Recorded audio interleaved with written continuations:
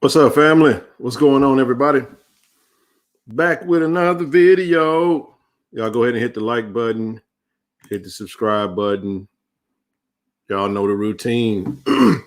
Appreciate y'all for tuning in again. Zoe will be on in a little bit.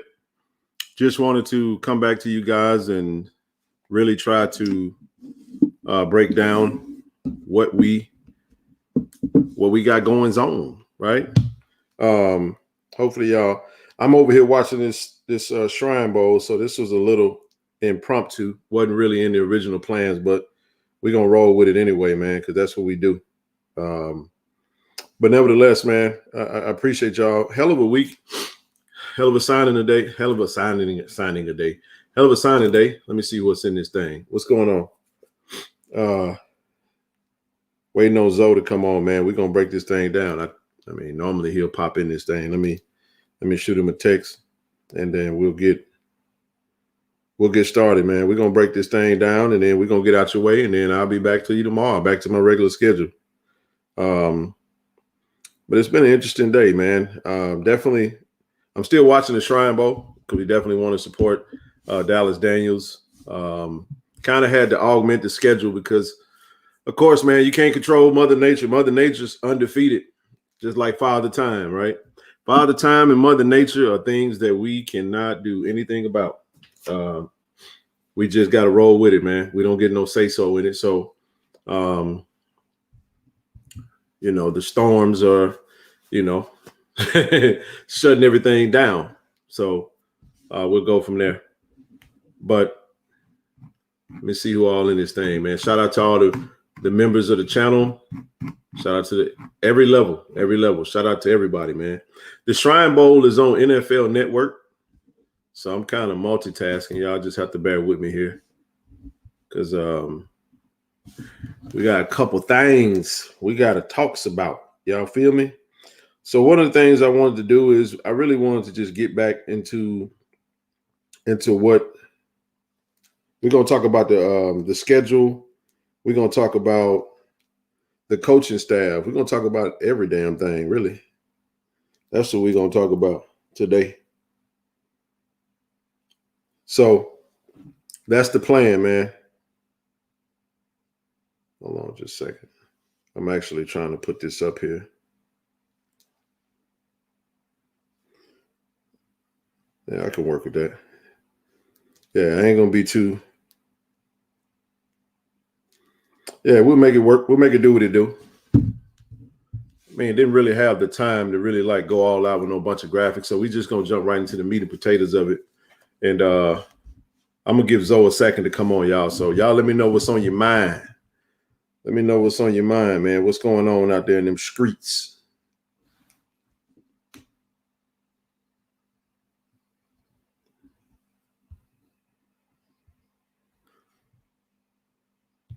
I'll save these and add them for later. Once we get ready to get into the breakdown of the players. As y'all seen it, man, hell of an event, man. Shout out to Jackson State. Shout out to the university, man, for going all out and making sure that we rolled out the red carpet for Coach T.C. Taylor, man, in his inaugural season, as well as his official introduction to him as well as his staff. So wasn't quite sure how many would pop on this thing, but we're going to roll with it. So anyway, I'm trying not to get jumped into it. But anyway, I'm going to just go on into my spiel, and if Zoe jump in, he's just going to have to wait. So I'm going to say this now. I'm going to jump into my spiel. And when I do, Zoe come on. But I don't need nobody in my comments talking about some. Let Zoe finish what he's saying. Y'all know y'all love telling people what to do. But a heck of an event last night. I do want to do this real quick. As we go forward, had a couple of players that these guys are really into the entrepreneurship side of everything that's going on out here. And shout out to Toronte Day. Shout out to Kalen. They out in Vegas right now.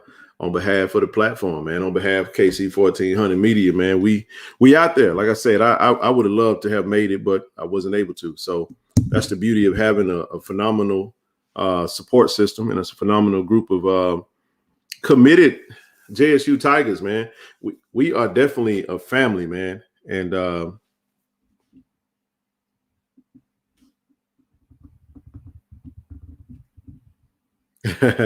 people talking about the shout out to Jeff Lightsey, man. I ain't gonna get into that. Not tonight. We ain't doing that. I mean, y'all got to be under a rock right now if y'all don't know what was out there. It's wild stuff out there in them streets, man. But yes, man, I dropped the video, kind of chronicled a little bit of what we talked about yesterday. As soon as I touched down, man, I had to go and meet with a couple of, business owners, and this is something that we can do.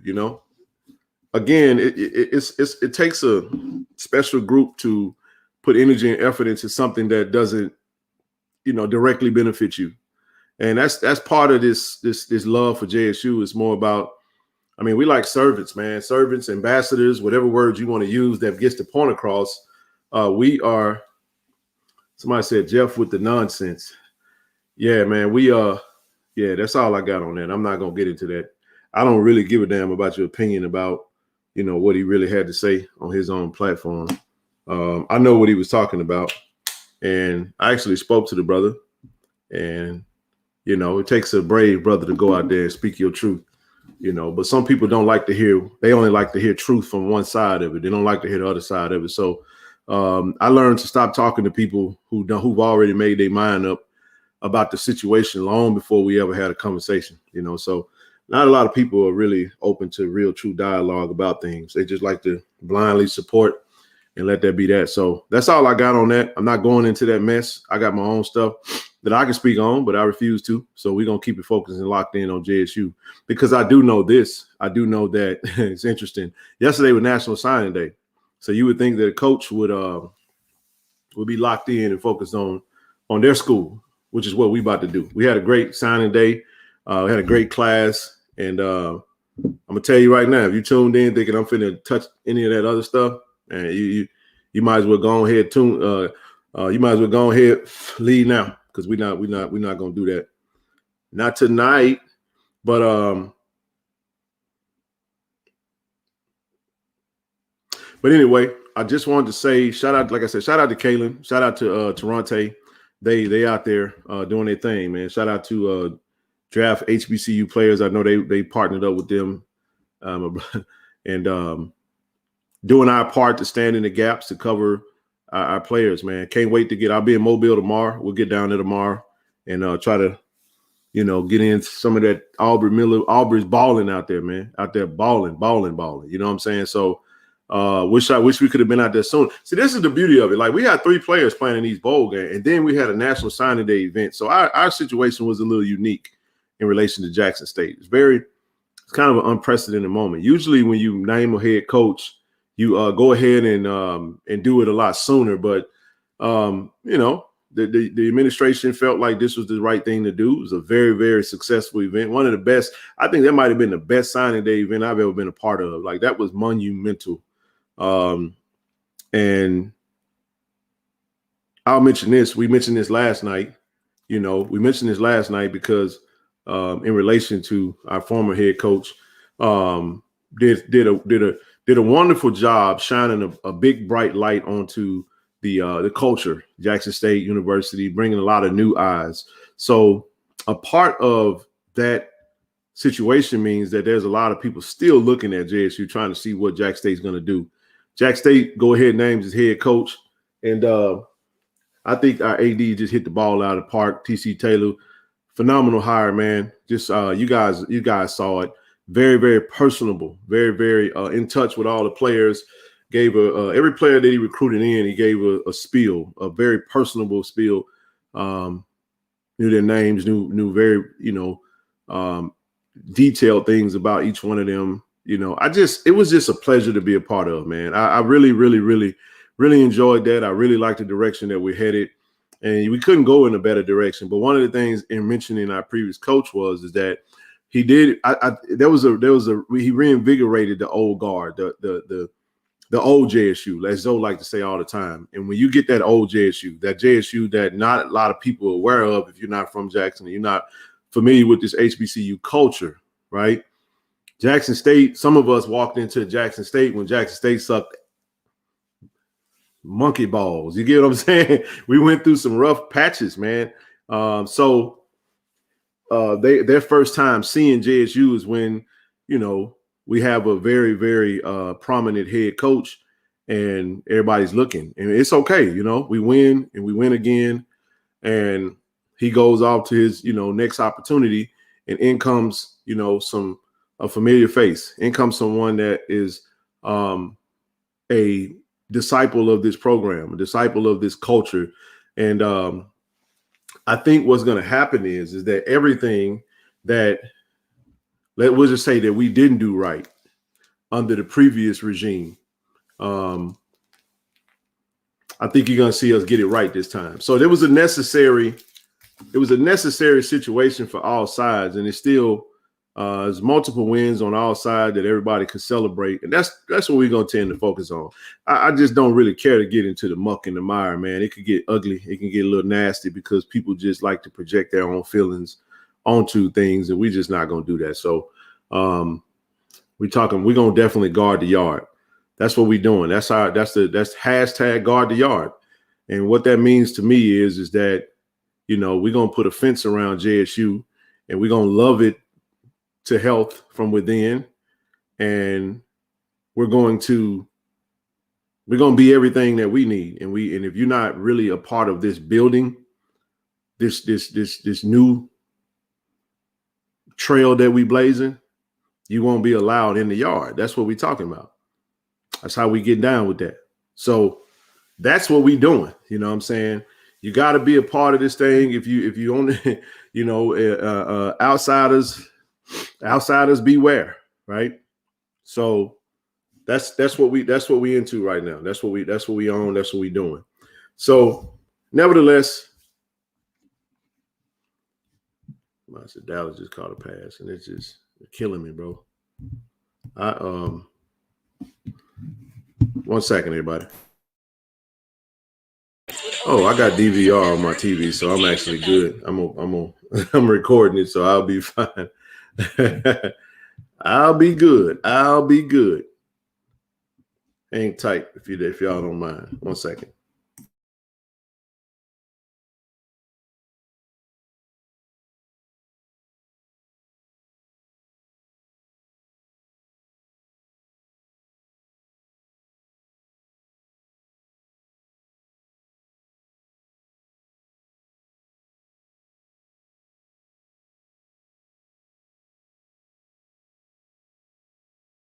All right, we're gonna proceed, man. So, nevertheless, bro, come on whenever. I don't know. We did discuss.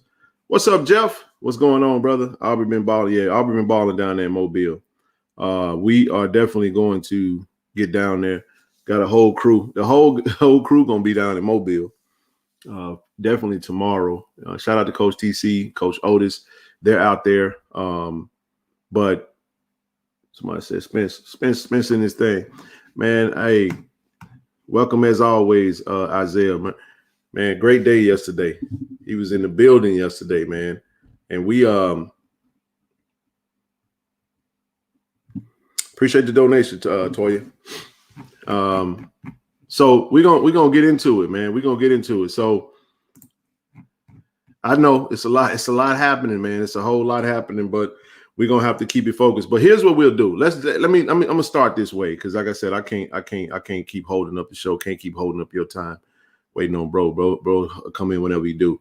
We're gonna jump into the schedule. So I'm gonna do that basically off screen, but we're gonna talk about it because that was something that was released on last night. So let's get into it. Man. I really wanted to get into the schedule because I really wanted to make sure that everybody had an opportunity to really go ahead and KJ, you know, I had to. What up, Blue? What up, Jeff? What up? Man, I see Kobe in this thing. Y'all in this thing, bro. I appreciate y'all for coming on, bro. For real, you know. And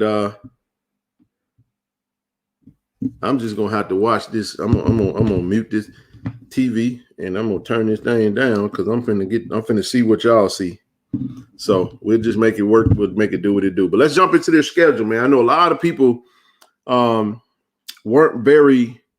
What up, Randy? I know a lot of people weren't very fond of the schedule. So let's go into it. And I want to make sure I get into it because we're gonna explain a little bit of why the schedule went the way that it went. This is our year. As you guys know, the MEAC SWAC Challenge is a rotating game where you're going to see, the MEAC team. MEAC has 6 teams, and the SWAC obviously has 12 now. So it was our year. We played in 2019 versus Bethune-Cookman, wound up losing that game, and then I guess our time came back around to play in this game. So week 0, that's August the 26th. We're going to go down to Atlanta. And we're going to be playing South Carolina State. We're trying to get our lick back. With South Carolina State. Not sure what they did from a recruiting standpoint, but I'm pretty sure Kobe, Blue, some of the guys that cover a little bit more in depth HBCU, FCS football may have some updates as pertaining to what that team looks like. We know Coach Buddy Pugh, OG in the game, might be his last season at the helm, but August 26th. So we're only going to have 11 games, and then next year, just keep this in mind, 2024 is the schedule that I think everybody's going to be a lot more excited about.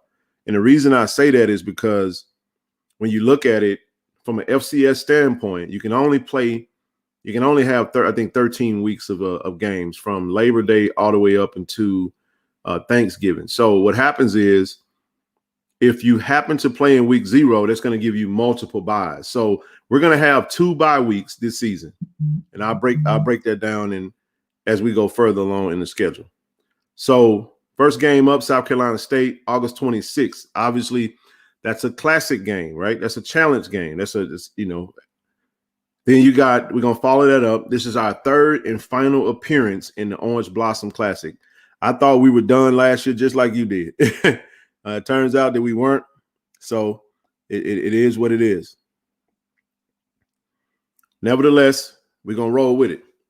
FAMU will be in Miami. That's September the 3rd. That's Labor Day weekend. Like I said, this is year 3. And I'll come back to this and explain to you why I'm breaking it down like this. Next game up. This is interesting because this is a question I got to pose to everybody, man, because everybody's griping about not having a home game. Not having a 5th home game. We should have a 5th home game. And while I understand it, I totally get it. I agree. We should. But we got to make our mind up. Let me say it this way. Do we take the route of having 5 home games, or do we take the route of come hell or high water, we're going to play Southern regardless? Because under the SWAC mandate, we have an 8-game mandate where you get your 5 divisional opponents, you get 1 rivalry off the opposite side, okay? And then you rotate. This year, I'm going to show y'all why I'm bringing this up, because we only had 1 team fall off and 1 team be added. The only team that fell off was Southern, and we added Pine Bluff, okay? Texas Southern really was supposed to fall off, but we still kept them. Not really sure why that went that way, but we're going to roll with it anyway. All right, so let's go with it. And maybe it went that way because we needed a home game. So I'll say it this way. All right, Southern, that's early, September the 9th, man. We got Southern. That's a quick turnaround. It's going to be a tough game, folks, because we find ourselves going to Atlanta, coming home, going back to Miami, coming home. Now, that game in Miami is going to be on a Sunday, okay? It's going to be on a Sunday. So we only got a quick turnaround before we have to turn right around and go back to Baton Rouge. It's going to be a tough game to play Southern early in Baton Rouge. But again, there's a lot of people that would have griped had they saw our schedule and we did not have Southern on the schedule. Why we ain't playing Southern? We could have did this. We could have did that. It was either going to be a neutral site game or we was going to have to go to Baton Rouge. We could not agree on a neutral site game. So because we played here last time, it's still going to probably be a revenue split or revenue sharing of some point because this is a non-conference game, but it is a rivalry game that's important for the culture, okay? Next game up, Texas State. We've talked about this game, quite a bit. San Marcos, Texas. It's going to be an interesting game. We got a couple of players that we thought we had. The running back out of Kilgore Community College, De Niro. PJ Hatter just committed there. He was committed to us, but he just signed with them. So it's going to be 4 straight games not played in Jackson, Mississippi. I get it. I understand it. I totally understand it. I hear you. I hear your gripes.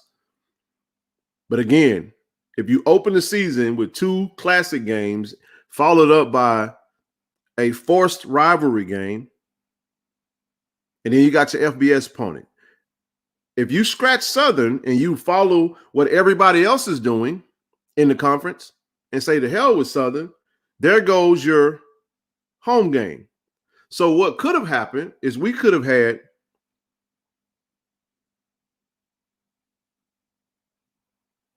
hold on just a second. I totally I totally agree with that. I agree. I was looking at somebody's comment that says, there we go, simply beautiful. I prefer 5 home games. Heck, we should have had left Southern off. See, that's my I don't really care about, I care about playing the games at home and Jackson getting that revenue, Jackson getting that shine. And we had just came off of playing 4 home games, and it was brief. So anywho, we're going to proceed. We decided that we're going to play Southern. We got to play that game. All right, whatever. So that means our first home game is going to be September the 23rd. That means a whole month from the time we play our first game, we'll be playing our first. Okay, there we go. Dallas just caught the pass, so I'm locked in now. There you go. Way to go, Dallas, in the slot, looking good, brother.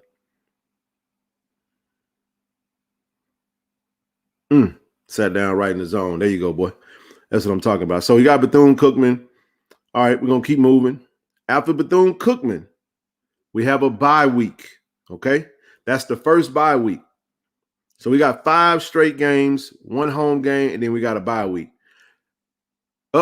Next game, Gulf Coast Classic, Gulf Coast Challenge. Now, I'm glad that we're going to play that game in Mobile for the second time in a row, simply because we already played them, and I did not want to go back to Mobile next year. So what's going to happen is, I'll explain it in just a minute. So we're going to go back to Mobile, play Alabama A&M. That's another classic. This is the third, quote unquote, I would say classic, where it's like a neutral site that we're playing this particular season. Next game, Alabama State. I already knew this. I actually knew this. I kept trying to tell y'all. If y'all remember me tweeting, who remember me tweeting?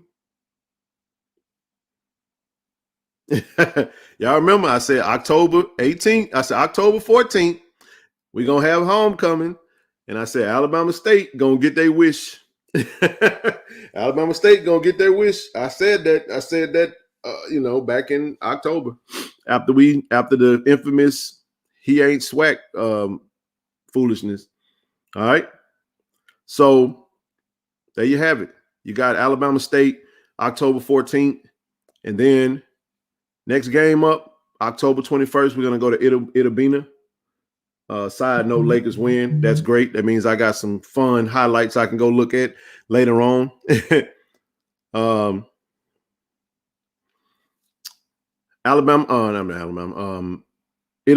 We go to Itabena, and then we're going to follow that up, and we're going to go to Arkansas Pine Bluff. I mean, listen, we just want to go. We want to win. We're going to go back home. But this is what I want to show everybody. After we go to Pine Bluff, we got Texas Southern coming here. Shout out to Quay Davis for leaving Jackson State to go to Texas Southern. Can't wait for you to come back and play. It's all good. Okay. After the Texas Southern game in the middle of November, we got a bye week. I don't like that, but it is what it is. We have a bye week before we play Alcorn at home. So Very tough schedule. I understand. It is what it is.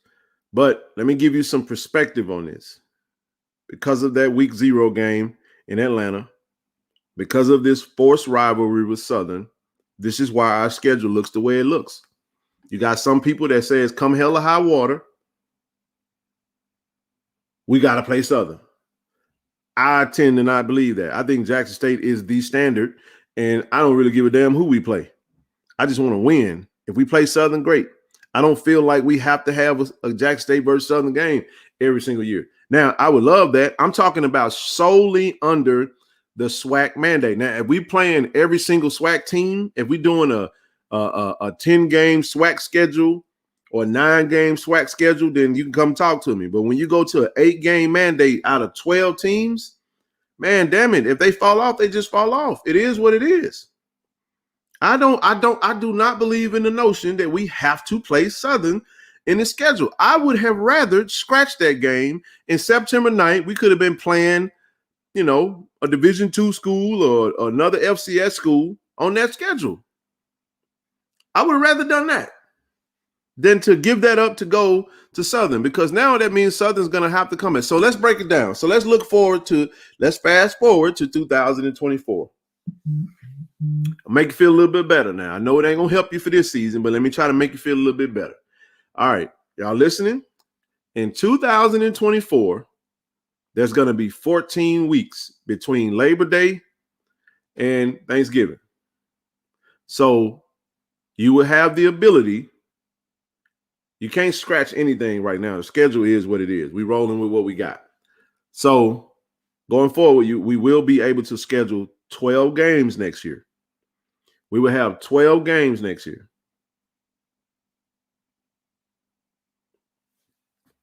I understand you need the Boombox Classic, but at the expense of losing money, it ain't worth it, in my honest opinion.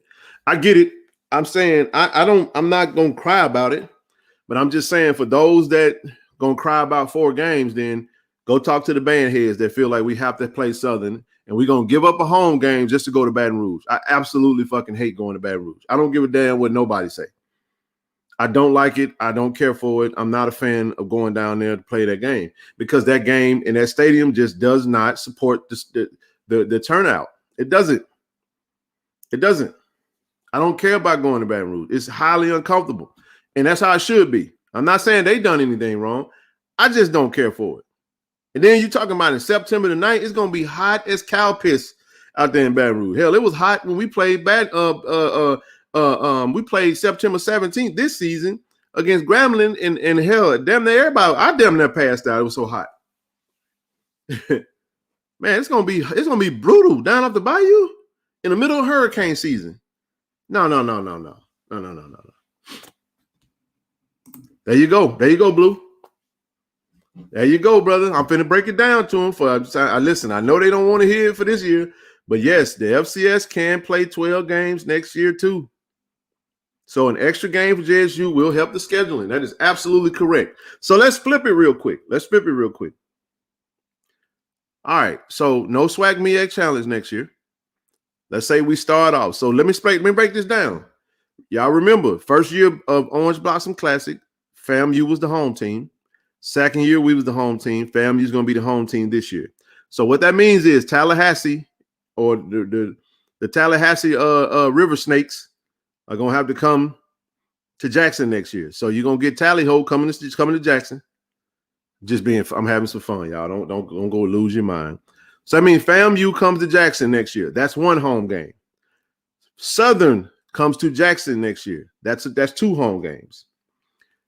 Texas State is going to be replaced by University of Louisiana Monroe.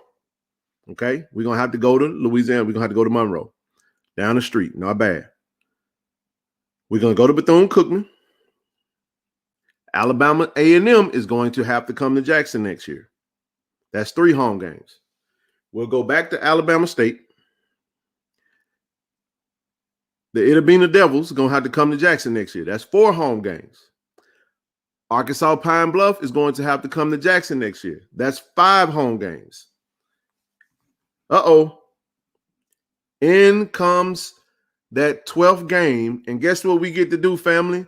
we get to schedule another home game. So I'm telling you, come 2024, Jackson State will have 6 home games out of 12 games. This is how it works.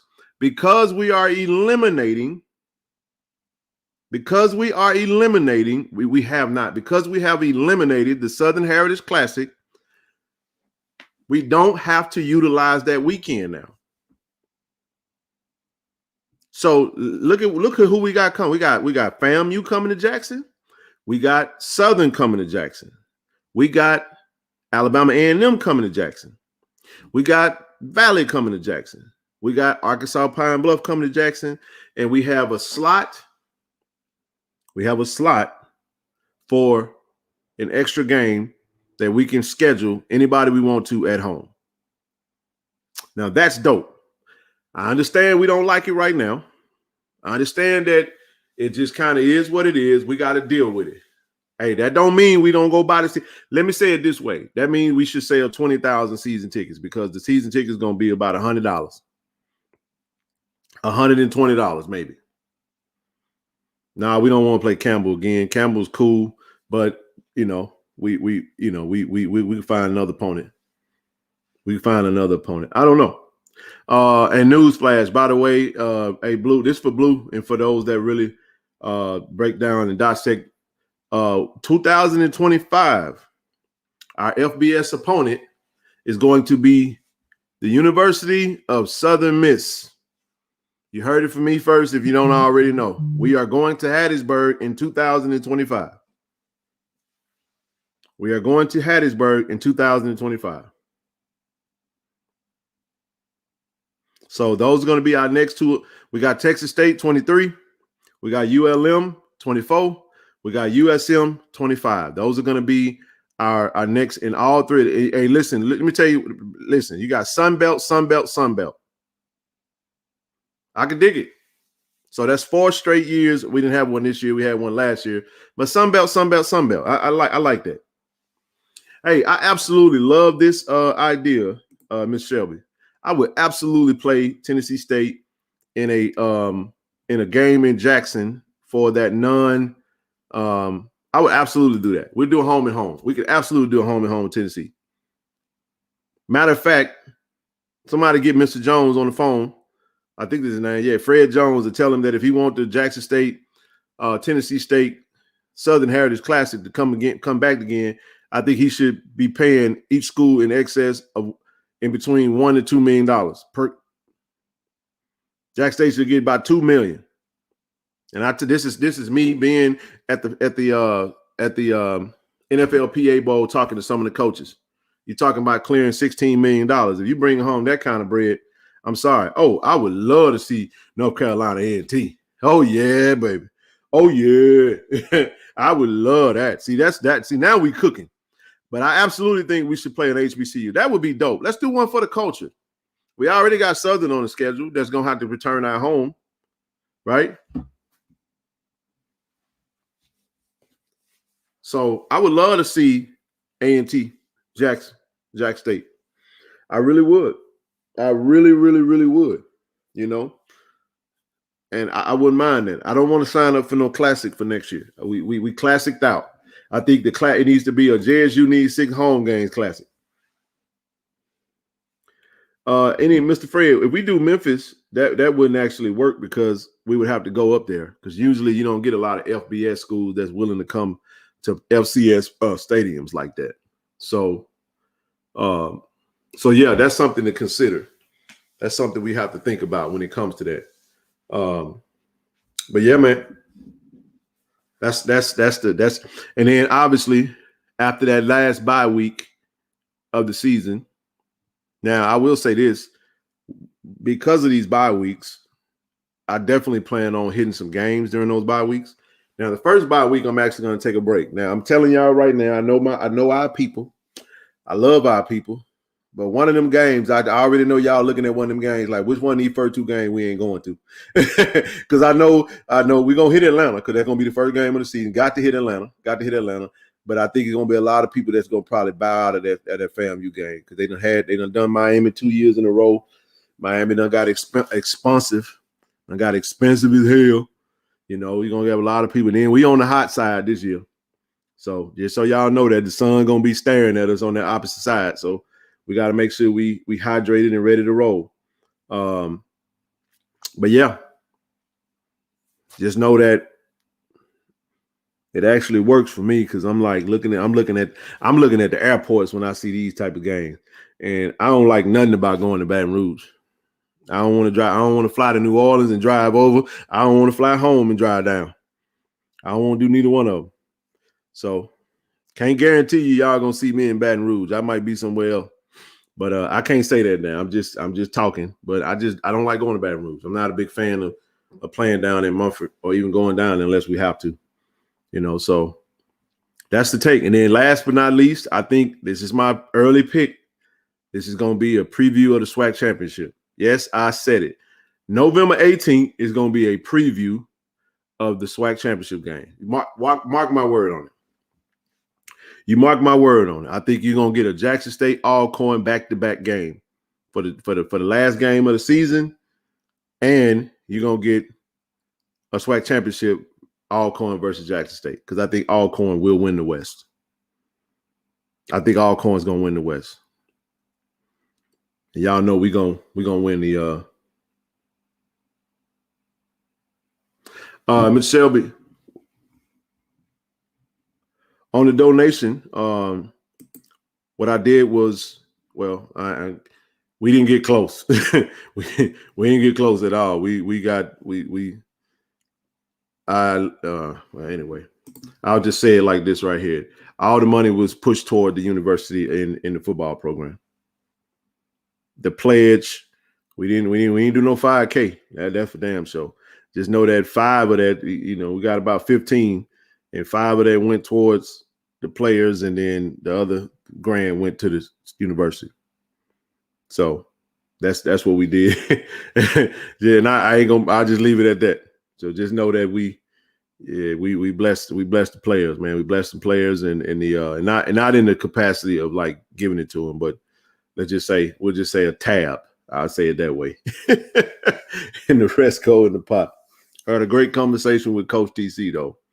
And man, we got some things to do. I cannot wait to get this thing brewing. Everybody that's in our chat that's talking about building, we might have to get rolling. I know we say we want 500 people, 5 boots on the ground, but it wasn't a fundraiser. It was basically I was live at the event yesterday, and we got a lot of momentum. I'm not one that likes to go up front and be like, oh, here I go, I got this kind of money, because I just would rather do it silently and know that it was getting done. One of the things I would say too, though, in regards to the offensive line shoot, it was supposed to deliver on yesterday. Called today. It's caught in transit in Indiana, and I'll call back tomorrow to get an exact estimate. I think it'll be delivered on Monday now, due to the winter storms and all the weather that's going on right now. And that thing was over 700 and some pounds, man. No wonder the damn shipping was so much for that thing. So yeah, we working though, man. We building. I don't know if y'all saw the video I put up. I tried to chronicle a little bit of it, but I'll pause now because when I get ready to go into the players, I do want Zoe to come on. He said he'll be on in about 15 minutes. He said that about 15 minutes ago, so he probably will pop on here in a minute. Actually, about 20 minutes ago. I don't know. That's just normally he's usually somebody came up. So anywho, it's all good. We'll keep rolling. And I spoke him up as we were talking.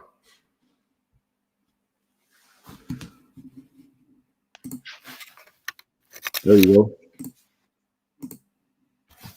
Well, what's going on, bro? We just broke down the schedule, man. I just got all the way to the end of it. So I'll pause and let you give your, well, let me do it this way. Let me take this off so y'all can know. Let me do it this way. So everybody can see you. You can greet the people, man. And then, man, what the hell is it now? Okay, here we go. Hey. What's up, yo? Look, forgive my tiredness, dude. No, you good, bro. But Yeah, man, the schedule, well, we kind of talked about it earlier. What a lot of people don't know is that this schedule, though we have 4 home games, pretty much comes down to being like a reset for us in the future for setting up more home games going forward. So we just got to suck it up for this year. But I understand we have, all these road games, but true to form, we have 3 complete neutral site games. So that's the anomaly. When typically we can have 2 of those possible neutral site games that actually be home games for us. And instead of us having 4 home games, we could possibly have 6. So the reason why this schedule is the way it is a hard reset for what we're going to do it going forward. So it's a tough schedule, man. Starting out on the road, 4 straight games. I'm gonna put it back up for you.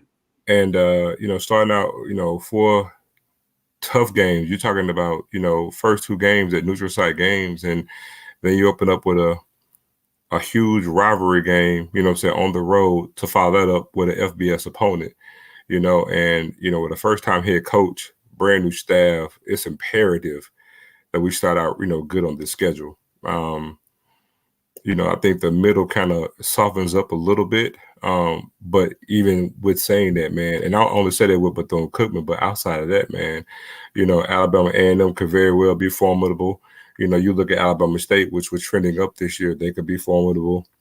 Valley has a brand new coach there, and they're in a position like us. But I mean, let's be real. When you talk about Valley, they've only beaten us 5 times in their entire history. So odds are we'll probably win that game.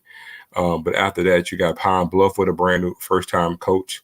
And then you look at Texas Southern, who lost quite a bit. So, I mean, the ending kind of sets up in our favor. That's why it's imperative that we start off good. Those first 4 games are going to tell us a lot about what we got and what we could do. Right. That's a great point. I basically went through it all. You said it in a shorter way. You did share with me today. Actually, it was Zoe, y'all, that sent me the breakdown. I want you to talk about, if you don't mind, bro, that Southern game. Like the Southern is really the cog in the wheel that kind of forced us our hand to only have 4 home games this season. Like the debate would be, do we drop Southern or do we play the game? I know you feel a little bit different about going to Mumford. I don't give a damn about it. I don't care about Southern either, but that's just me personally. But go ahead, you can speak to that. But Ken, though I like playing Southern and I like being in Mumford, I still see both sides of the coin because we are, too much of what we're wanting, again, like anything else, there's sacrifice. And because we want to keep something that we want in regards to tradition, we're sacrificing a home game for the sake of tradition. And that's a tough pill to swallow. Can we actually sit there and stay, and can we stomach saying, hey, can we go 2 years without playing Southern? And in doing so, you're talking about, okay, well, hey, do we really want to sit there and say we'll play Southern 2 years and we'll play them, 2 times every 4 years? And I think that's what the thing where it's like, okay, do we really want to do that? Because in my opinion, I know we have great rivalries, we have great classics, but to me, Southern versus Jackson State is the epitome of Black college football. It's the creme de la creme of Black college football. Because understand, this is not a classic. This is nothing but home and away. And as you very well know, when that thing is in Jackson, it's must-see TV. There's nothing like it. Yeah, there may be some games that can draw bigger just because of venue. But when it comes to, you're talking about the 2 best fan bases, the 2 best bands, the tradition is neighboring states. I mean, it's hate versus hate, and they're mirror images of each other. So I get, why the vitriol is there, but we have to ask ourselves, do we want to risk giving up Southern 2 years in a row to play them twice every 4 years, or do we want to play them every year? And the only other thing I could think of later on, which we probably could hope for, is a change in scheduling philosophy within the conference. Personally, I think they could possibly do a thing where we, have 2 permanent opponents, or possibly go to 9 conference games and have 2 permanent opponents and 2 rotating opponents. Because I think if you do that, then you run the risk of, everybody playing everybody in every 4 years. But the only thing about that is, you're talking about only having 2 non-conference games. So that's the issue. But I see both sides of the coin. I really do. Yeah, I do too. I see it. I understand it.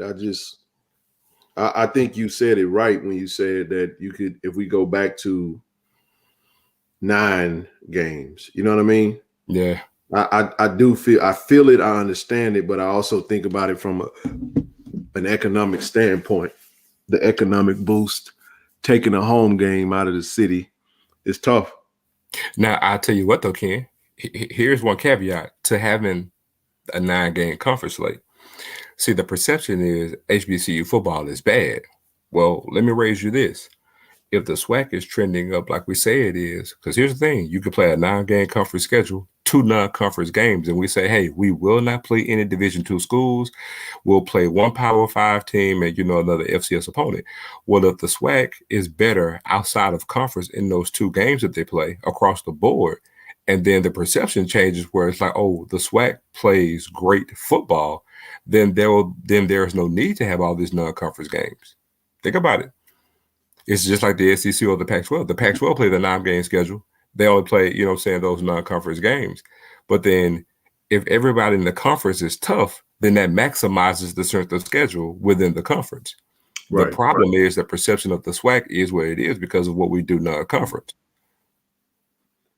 So I'll go into this point. I mean, we're going to come back to this southbound.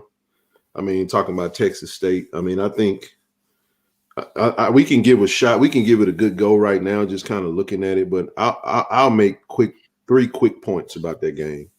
Number one, you still got to deal with trench play. Living in that area, the thing that a lot of people don't know about Texas State is it's very hard to get in the UT. So Texas State is extremely large. It's another one of them schools though that when you look at the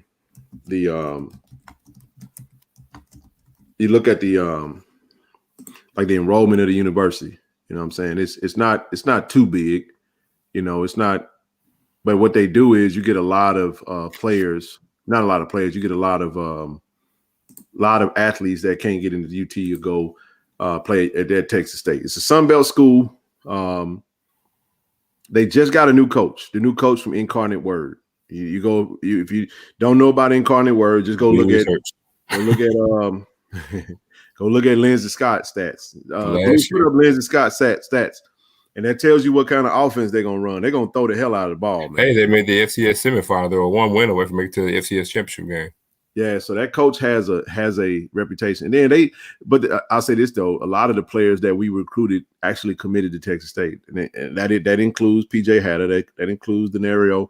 By the way, fun fact, Denario is actually related to TC.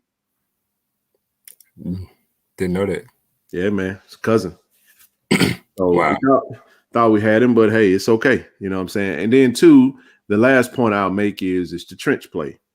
That's what it's always going to come down to with the FBS school. We got to be able to match up with them trench play wise, but we got a really good person inside the house now that come from Texas State. And that's Coach RJ Fleming. But go ahead, Zoe. Let me address this too. I saw a comment here, and I'm like, that's false. Texas State went 5-6 last year, and go look at some of the games that they lost. They very well could have been bowl eligible. And there's not too many FCS teams that can sit there and play in the Sun Belt, which is a very reputable Group of 5 conference, right, and sit there and say that they're closer in FCS talent. That's just simply not true.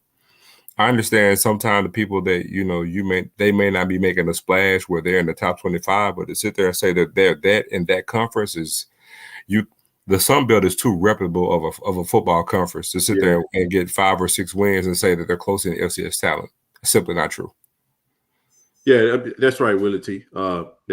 Willie is a cousin, actually. Denario is his nephew. So correction. Family. I'm thinking cousin, but it's the cousin that actually corrected me on that. By the way, Willie T is his cousin. So let's keep going. So that's family right there. I knew one of them. I tell you what. Short is he's actually, that's his nephew. But again, great kid, man. Big back. But again, he did what was best. No. I didn't say you say they were trash. I was just saying they're not close to FCS talent. To me saying that they're closer to FCS talent when they have the wins that they have, and then look at some of the losses that they have.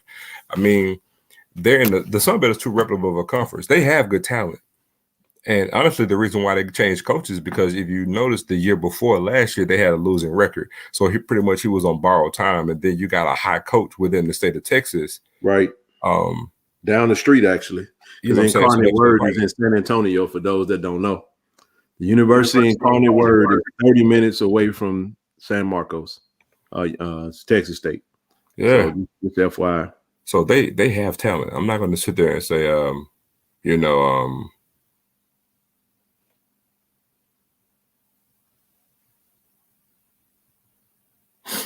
I'm not going to This sit is there a and great say, point right here. Texas, they only had one. They only lost to one FCS program, and that was Incarnate Word. The irony of that, which is that's a new head coach. It's funny, but no, it's a great. It's a reputable school, man. I mean, they had some good wins and some good losses, but they brought in a 4-star transfer from Arkansas, the quarterback. They signed a young man that was playing linebacker to transfer from Marshall that we were on. He committed to Texas State. So, like I said, we were right there, man. I love our recruiting class. We're gonna break that down in just a little bit. We'll get into that. Yes, sir. We'll get into we'll move on into the coaching staff. So that's pretty much what I got on the schedule. Anybody got anything else on the schedule? We're gonna move on to the next phase of what we want to talk about. And then we'll go from there.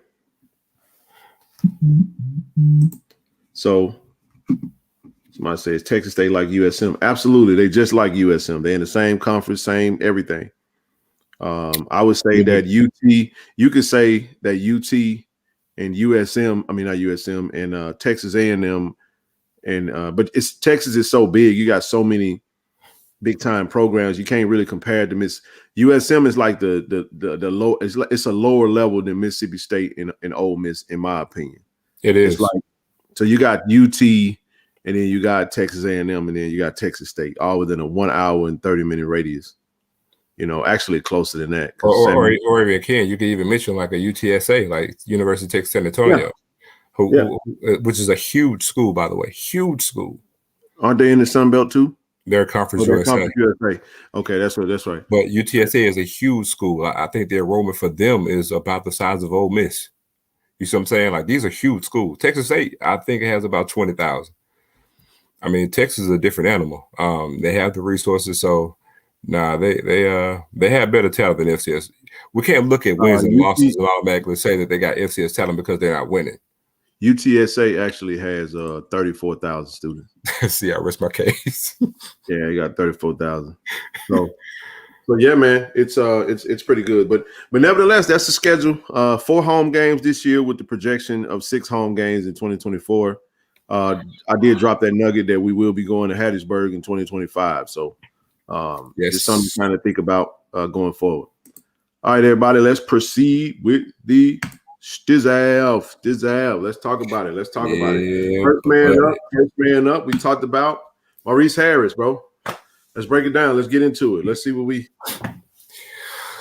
Well, look. Like I'll tell you what. You can give your opening statements, and then I'll come back and read the breakdown of the staff's cool. Look, profile. I'm just going to tell you. Read that first, and then you go.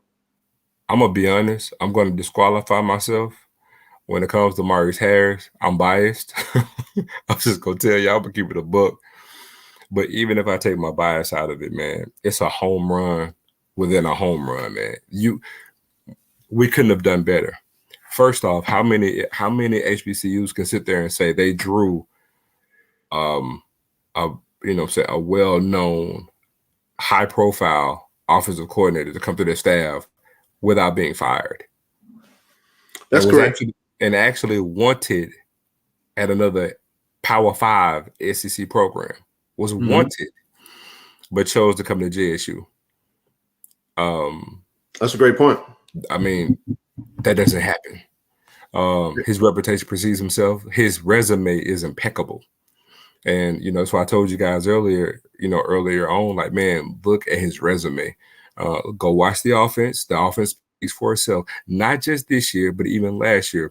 Because even when Hugh Freeze, the previous year, when he was calling plays, Maurice Harris had a, hand in game planning, had a hand in actually he assisted in calling plays too. So they were actually co-offensive coordinators. It just so happened that Maurice Harris was actually calling plays all of last year. Now he frees. And Liberty did some great things. The guy actually assisted in coaching Malik Willis, so we know he's putting players in the NFL. He was a recruiting coordinator at Ole Miss when they had the #1 ranked class in the country. He was the recruiting coordinator. So he was at Ole Miss for about 5-6 years. So he has relationships all throughout the state of Mississippi, and he's from Memphis. Yep. But also, like I said, I have a family connection to him as well. I sure can, but the guy's resume is impeccable. This is not something that doesn't happen in a historical aspect, at not just Jackson State, but any HBCU. So definitely home run hire by TC. And I got to say this, Ken, the fact that a first-time head coach was able to coop and pull this off says a lot about the relationship. That's a great point. And then I like what he said. I like what he said about, TC, like when he spoke last night. He was like, everybody in the country know who Jack State is. You know what I'm saying? So it wasn't like he was looking at it from a standpoint of like stepping down, even though, like I said, he was a co-offensive coordinator. Go through his resume real quick. Last 4 seasons at Liberty, and he also coached wide receivers. Of course, Hugh Freeze went over to Auburn, but he said, I wanted to get into a couple of the stats. Flames averaged nearly 400 yards per game last season. Again, he broke down the same. So he's at Ole Miss 2022 through 2012 through 2018. And then, like I said, then he breaks down a little bit more. He was a tight ends coach at Arkansas State, Alabama State running back coach, Memphis, Tennessee's natives, Arkansas State grad. So, and then Whitehaven High, which is, shout out to Whitehaven. We got a particular player that's actually playing right now, making him some money some Sunday money from Whitehaven, right? And then we just picked up another young man with the same last name, just so happened to be from Whitehaven as well. So, great hire, man. I think the offense, you bring in an offense coordinator, like you said, man, whose reputation goes before himself. You know what I mean? It's very clear the type of offense that we're going to run when you look at the skill set of the players that we sign. You know what I mean? Big wide receivers, fast running backs, powerful running back. We got a whole mixture of everything. Dual threat quarterbacks that can spin it as well as run. You're just going to give you that read pass option dynamic, so more of a spread. Like you said, we're gonna run the ball a lot and we're gonna throw the ball a good bit to keep defenses off balance, man. So it's pretty cool when you can get, because this is why Maurice Harris hire is so significant. And I'll say this and we'll move on. Our previous coach hired Pollock as the offensive coordinator, high school coach from Gaston County, I think it was the high school he come from. No, it was a small school in Georgia. Grayson? Well, he coached at Grayson at one time, but Polk County or something like that. Yeah, so you bring in a high school coach who got replaced by our now head coach in the middle of the season. And then you bring in Bartoloni, first-time OC. So although we had some success, the 2 offensive coordinators that we hired weren't very reputable. But to go and get someone that has a reputation like this, who's had a lot of success with, that just goes to show the type of relationship ability to build by our head coach TC. So Maurice Harris, man, let's move right along. Because some of these we talked about, but we want to get into the meat and potatoes of some of the other ones and really break that down. Next man up, Jason Onyebuaga. Hey man, let me just say this. I've said it before, but let me disqualify myself and say this. Our individual, like to a man, how I feel about this staff. Like I really think this staff is great, but I just got to say it, man. I really feel like Coach J.O. is the star of his coaching staff. Thank you, Travis. Appreciate you, brother, for the donation. I do. I can't. I can't fake it. I mean, he's the co-offensive coordinator, which we found out about last night. Co-offensive coordinator. We did. We had him his O-line. Coach, go ahead. But Coach J.O. is hungry, man, and you sit down and talk to him, you're gonna feel it. But again, it's continuity with TC because they have a history. They work together, so TC knows what he can do firsthand. That's why he actually, chose to get him. But then on top of that, man, you talk about Northern Illinois, and if you guys know anything about old linemen, specifically even on the Power 5 level, man, when you talk about the Midwest and old linemen, Right. and go look at what we got some from. I don't think y'all understand. We drawing old linemen from Pennsylvania. We're getting old linemen from Illinois. We're getting old linemen from the Midwest. You know what I mean? And there's a physicality to him. And again, he coached at Northern Illinois. Again, FBS program, who's had some great success within the past 10 years. They've actually in their history, I think about within the past 10 years, actually went to a New Year's Day bowl game. I think that was about 10 years ago. Appreciate you, Kendall. Thank you, brother. But, I remember they had Michael Turner from the Atlanta Falcons with the Northern Illinois. So there's a good O-line and run game pedigree with the particular coach, man. But again, bringing some physicality, and you see it in the type of players that we're recruiting. So I think it's another damn good hire. And again, you're going to see on the offensive side of the ball, juxtaposed to the defensive side of the ball. On the offensive side, this is what we're going to say, where we have continuity between the OC and continuity between the head coach. Correct. And this is where we got the continuity with the head coach with J.O. on the staff. Jason Onyebuaga spent the last 2 seasons as the tight ends coach at Northern Illinois. Prior to that, coached offensive line, Southeastern Missouri State. He had a stint at Arkansas Pine Bluff. While at North Carolina Central, he worked as offensive line coach, running game coordinator, and co-offensive coordinator. And y'all know what they did over there. Like you said, man, it was definitely. I like what Zoe said. He's definitely the star. Well, I ain't gonna say the star. He is a up and rising star. Mm-hmm. Hey, Jason, brother, thank you, bro. Appreciate you, man. What up, JT? Got a new member. Is this an upgrade or is this just a new member? Welcome to the channel. Appreciate your support as always, man. But I talked to him today. I actually, like I said, I mentioned to them about the shoot. Should get the shoot in on Monday. I saw a machine today that allows them. It's a sled, an individual sled, bro. You know what I'm saying? So you get this individual sled. I sent it to him. He was like, "Man, this is fantastic. Like they got some state of the art stuff out there for O linemen, man." And he got pretty excited about it. I said, "Well, it's on you. You can go and do the research and let us know if you need it, man, and come back and tell us what you need. We'll definitely invest in that because we understand the importance of offensive linemen." And one of the things TC said last night that I thought was great, he was talking about the size of the gentlemen that were coming into the that he signed, and he was like, basically, all he got to do is get him in the door, and rest is up to J.O., man. He gonna do what he do, and I think that O-line. We talked about it today.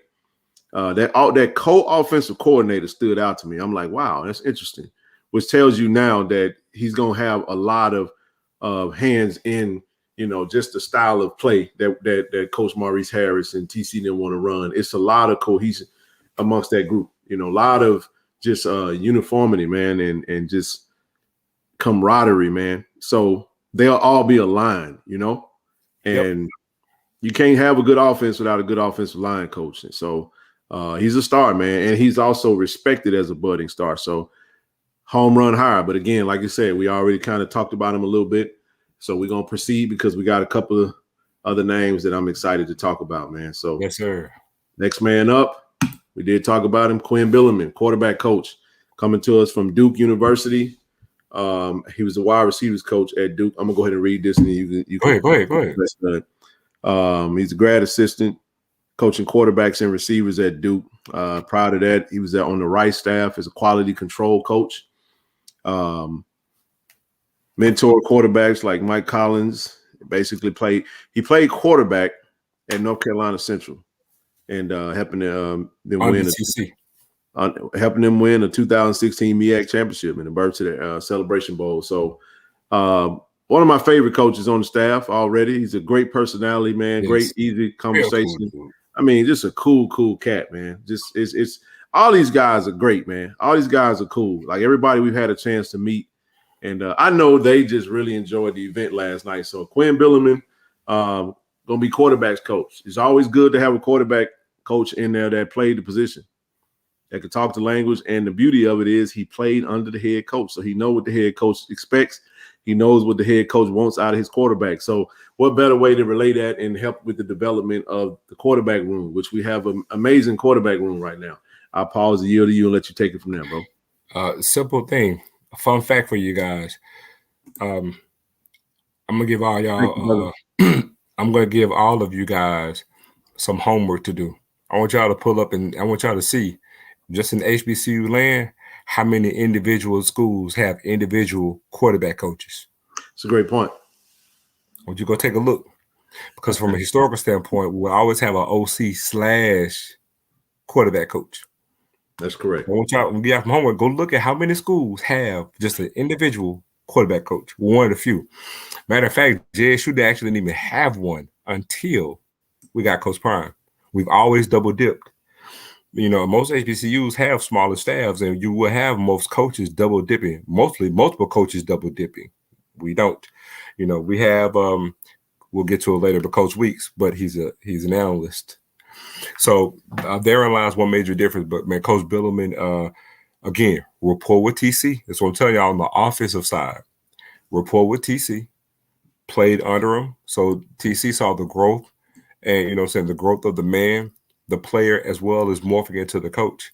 But even talking to him, you know, picking his brain, dude has a damn good IQ, and he has some damn good clay to work with. You know, what I'm saying, in that quarterback room. So excited to see what he's going to do, man, and we'll see the product on the field come September. There it is. There it is. Man, great stuff right there, man. Next man up. We'll jump into him real quick. Didn't really have. He didn't. I was talking to FHG Wood. Welcome to the channel, brother. Appreciate you for becoming a member. Appreciate you. Next man up, Brandon Morton, running back coach. Brandon Morton is was part of he was actually a GA on the Coach Prime staff, and he was actually elevated and promoted. Really good recruiter, as TC stated last night. He was running backs coach that helped, you know, Savion. Savion obviously had 1,000 yards last year. Let me see. Didn't really have much else on him. So young up and coming rising star. I don't have a whole lot on Coach Morton, but I do know he was on the staff. So really, we'll just continue that along with what we saw over the past couple seasons, because he has been on the staff with Coach Prime and just kind of working behind the scenes in the running back room, working under Coach Flea. And it's always dope when you see a young man get his shot, you know, get a chance to elevate. Well, I'll tell you this about Coach Morton. Look who in the room, man, the big dog right here. We're gonna have the honor and the pleasure of bringing the big dog on later so he can talk about his elevation of 2023. But for now, we're gonna proceed. I tell you what about Coach Morton. Coach Morton was a GA, but here's a fun little fact. Coach Flea, who was the running back coach last year, was also the assistant head coach. And as you guys well know, we had a head coach who's missed a lot of time during his tenure at JSU. So whenever Coach Flea got elevated to really fill in on his head coach and filling in as head coach, Coach Morton took over. And Coach Morton did a lot of work while Coach Flea was running the team in Coach Prime's absence. It was at that particular point in time where his rise came in and you started to see growth. Because if you notice, in both years, we had a passing game, but you saw, you know, we had issues with the O-line, but you saw the growth of the running game, the running backs as a unit. Their production was fine. The production would dip because of the O-line play, but when you look at how they graded out as running backs, their grades weren't bad. And again, you saw Savion do what he did. And people think that it's just raw natural talent. A lot of it is, but there's coaching there too. So Flea did an outstanding job, but Coach Morton filled in admirably in his absence. And again, I can even speak to, you know what I'm saying, even some of the drills that he was actually implementing, which most of the drills they ran were actually implemented by Coach Morton as opposed to Coach Flea. Coach Flea is a great recruiter, great running back coach in his own right. Obviously, it goes without saying. But Coach Morton is a great asset, and he's up and rising, up and coming coach as well. Absolutely. Let's move right along. Next man up. I think y'all know a little bit about this fella right here, man. Otis Ridley. assistant head coach, tight end coach, all everything, recruiting coordinator, guard the yard enforcer. Right now, New England Patriots, Shrine Bowl as we speak. Man, my goodness, what can we not say? Happy birthday again to Coach O. Just one of the most solid brothers. I was shocked to know that actually Coach O was younger than me, and that just kind of shocked the hell out of me. I was like, whoa. I thought I was when I don't know, but anyway, pause real quick. George, hey, thank you for the donation, brother. Doc Holiday, what it do, baby? Appreciate you, man. Appreciate the support, bro. Thank you so much, bro. Hey, but not to call, I'm not to cut you off and let you finish, but you just brought up a great point that you just glossed over. Understand that now Otis really is a 39-year-old assistant head coach. Man, that's amazing. That's saying something. It does, bro. It absolutely does. But now, listen, coaching his 5th season. It's going to be his 5th season at Jackson State University, man. Assistant head coach. First as assistant head coach, tight end coach. Spent the last 3 seasons as recruiting coordinator after coaching offensive line in 2019, man. So Coach O had a hand in – this is what makes this cool, though. Even you put Coach O and Coach J.O., we got 2 Coach O's, you know. We got J.O. and Big O, you know what I'm saying? So Coach O coaching the tight ends, bro. And then you got Coach J.O. coming from his alma mater coaching the tight ends, but he's now coaching the O-line. So it's kind of like a swap in a sense. So they both know the same language. They both are going to be able to, you know, speak that. And then he's also intense, man. Coach O is intense. He's a leader of men. He's a developer of men. He is a motivator. He is just a great, phenomenal recruiter. And doing some of the Tiger Talk interviews and speaking with some of the players and how one in particular, you know, you get BJ Washington from Madison coming out of Northwest saying got that call from Coach O and having their hands wrapped around Jackson and the greater and all this great talent in the state of Mississippi. So shout out to Coach O. Y'all know how we feel about him. We ecstatic that he's still on this staff because to me, and I'll pause after I say this, though, you already know the 2 most important people that I felt we needed to make sure was still in the room was Coach O and TC. I was like, man, I don't give a damn what we do. Some kind of way, somehow we need to have TC and Otis on this staff. And I was like, if we don't move forward with TC, we're gonna mess around and lose him. And I'm so happy that it went the way that it did because we knew that if we got TC, more than likely we was gonna get Otis. So assistant head coach, there you have it, tight end coach. And guess what? His coach is out there in Vegas with him, coaching his rooting for his former wide receiver, Dallas Daniels, who's out there doing his thing. All right, go ahead, bro. I tell you one thing that really intrigued me about Otis being the tight end coach and J.O. being a previous tight end coach at this previous stop. And that is Otis really is an offensive line coach by trade, period. He's still an old lineman. So one thing I can rest assured because Otis is a damn good O-line coach. And not knowing what we had with Coach Brewster, who was a well-renowned tight end coach, I tell you what, I guarantee you we'll have the best set of blocking tight ends in the league. Mm-hmm. So now you add to that, you know, DJ was great at pass catching as it is. You got an up-and-comer, you know what I'm saying, with Jesse Riley. You know, you got Hayden Hagler, who's a damn good blocking tight end. Right. You see a theme here. And in this offense that Maurice Harris likes to run, they're going to utilize multiple tight ends. We'll play way more tight ends in this offense than what we did under, you know what I'm saying, under Bartoloni. And you go look at the reception that the tight end had for Liberty. We're going to run a lot of double tight end sets, so they'll all play. I expect to see Mullins get on the field and do some things. So that's the one thing I'm looking forward to with this staff. We're going to be a run-first offense, but now you're talking about damn good blocking tight ends, man. I think that's what Otis really going to bring to the table for those guys. Totally agree, man. Totally agree.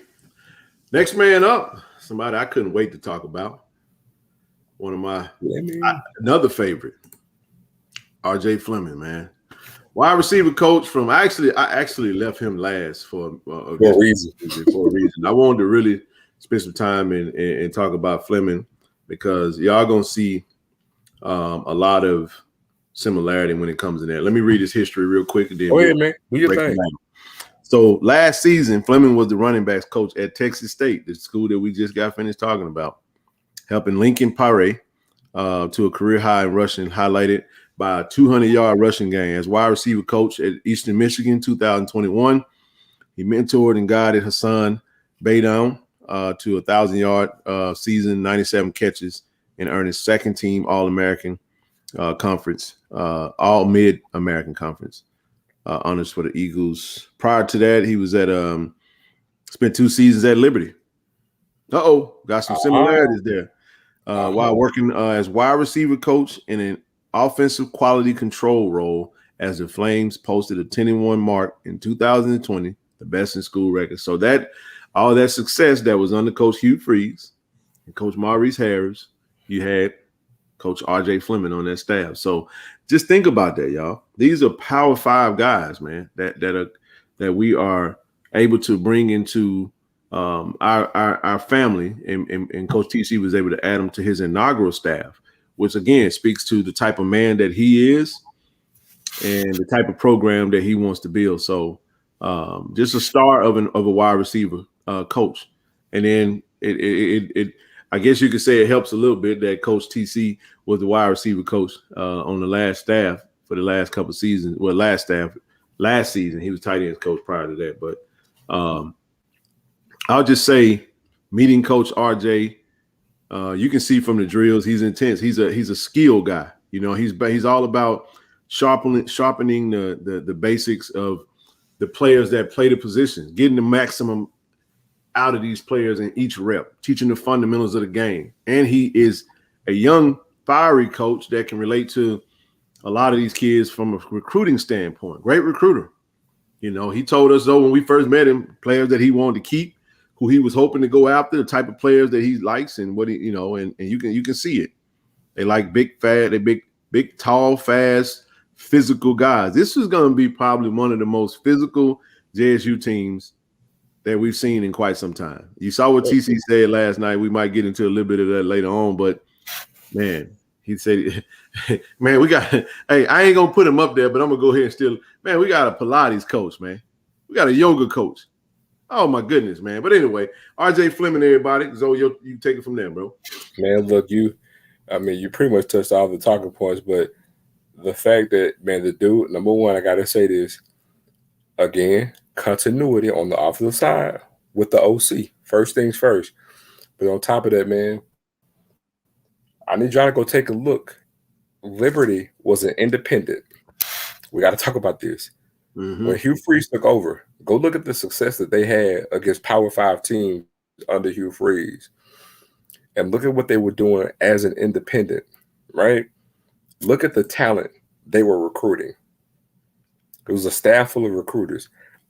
Also, another little nugget that you guys may not know, RJ Fleming is from Mississippi. He's from Natchez. Mm-hmm. He's from Natchez, Mississippi. And again, you got TC. You think that had something to do with Mike Williams? Had everything to do with getting Mike Williams. Also, bear in mind that you can see going forward, we're going to really cut our teeth outlining the state of Mississippi. Yeah. JSU of old, we were dominant. We were hitting all these small towns, getting elite, overlooked talent out of Mississippi. And we had those pipelines, and we're going to tap back into those pipelines. But, man, there's the tons of talent down there in Adams County in Natchez, you know, going to Knoxville County, you know, going to Starkville. And also, let me let you guys know another secret. The reason why you want to tap into Mississippi, TC got a lot of his teammates who are coaches all throughout Mississippi. It's a great point. Relationships matter. That's why you want these guys. And again, Maurice Harris, he's from Memphis, but he knows the whole entire state of Mississippi. They're going to saturate the state of Mississippi. So Fleming is a damn good coach, man, coming from Texas Tech. And he dropped some little nuggets to me and Ken when we met. You know, he mentioned about that game coming up, that fourth game of the year. Yeah. He mentioned it. He mentioned it to us. He said, you know, I'm not going to, you know, put no bullet board material up, but let's say he got the game circle. That's all I'm going to say, man. Damn behind him, man. Yeah, buddy. Shout out to Coach RJ Fleming and everybody. That completes the offensive staff, the offensive side of the ball. We're going to move over to the defensive side, man. Oh, yeah. First man up. We talked about it. Coach Jonathan Bradley, defensive coordinator / D-line coach. Reason he takes over D-line coach is because that's what he coached at his previous role. So last season, Coach Bradley was the co-defense coordinator at Alcorn, where the Braves ranked third in the SWAC, 39 sacks, fourth in total defense, yielding 325 per game. He also coached at Arkansas Pine Bluff, serving in various positions since 2019, including defensive coordinator, defensive line coach, and associate head coach. Prior to UAPB, spent some time in North Carolina Central. Obviously, that's where him and Coach TC built their relationship, and he was an assistant D-line coach. Played 4 seasons in the NFL. The big brother, man, as a defensive lineman with the Tampa Bay Buccaneers and the Detroit Lions. So you can see that that's his niche. That's why he obviously, as a defensive coordinator, you know, every defensive coordinator, offensive coordinator have their own thing that they want to make sure that they sure up. You know what I'm saying? Like a lot of times you might see a head coach that might be a play caller, or you see a O-line coach.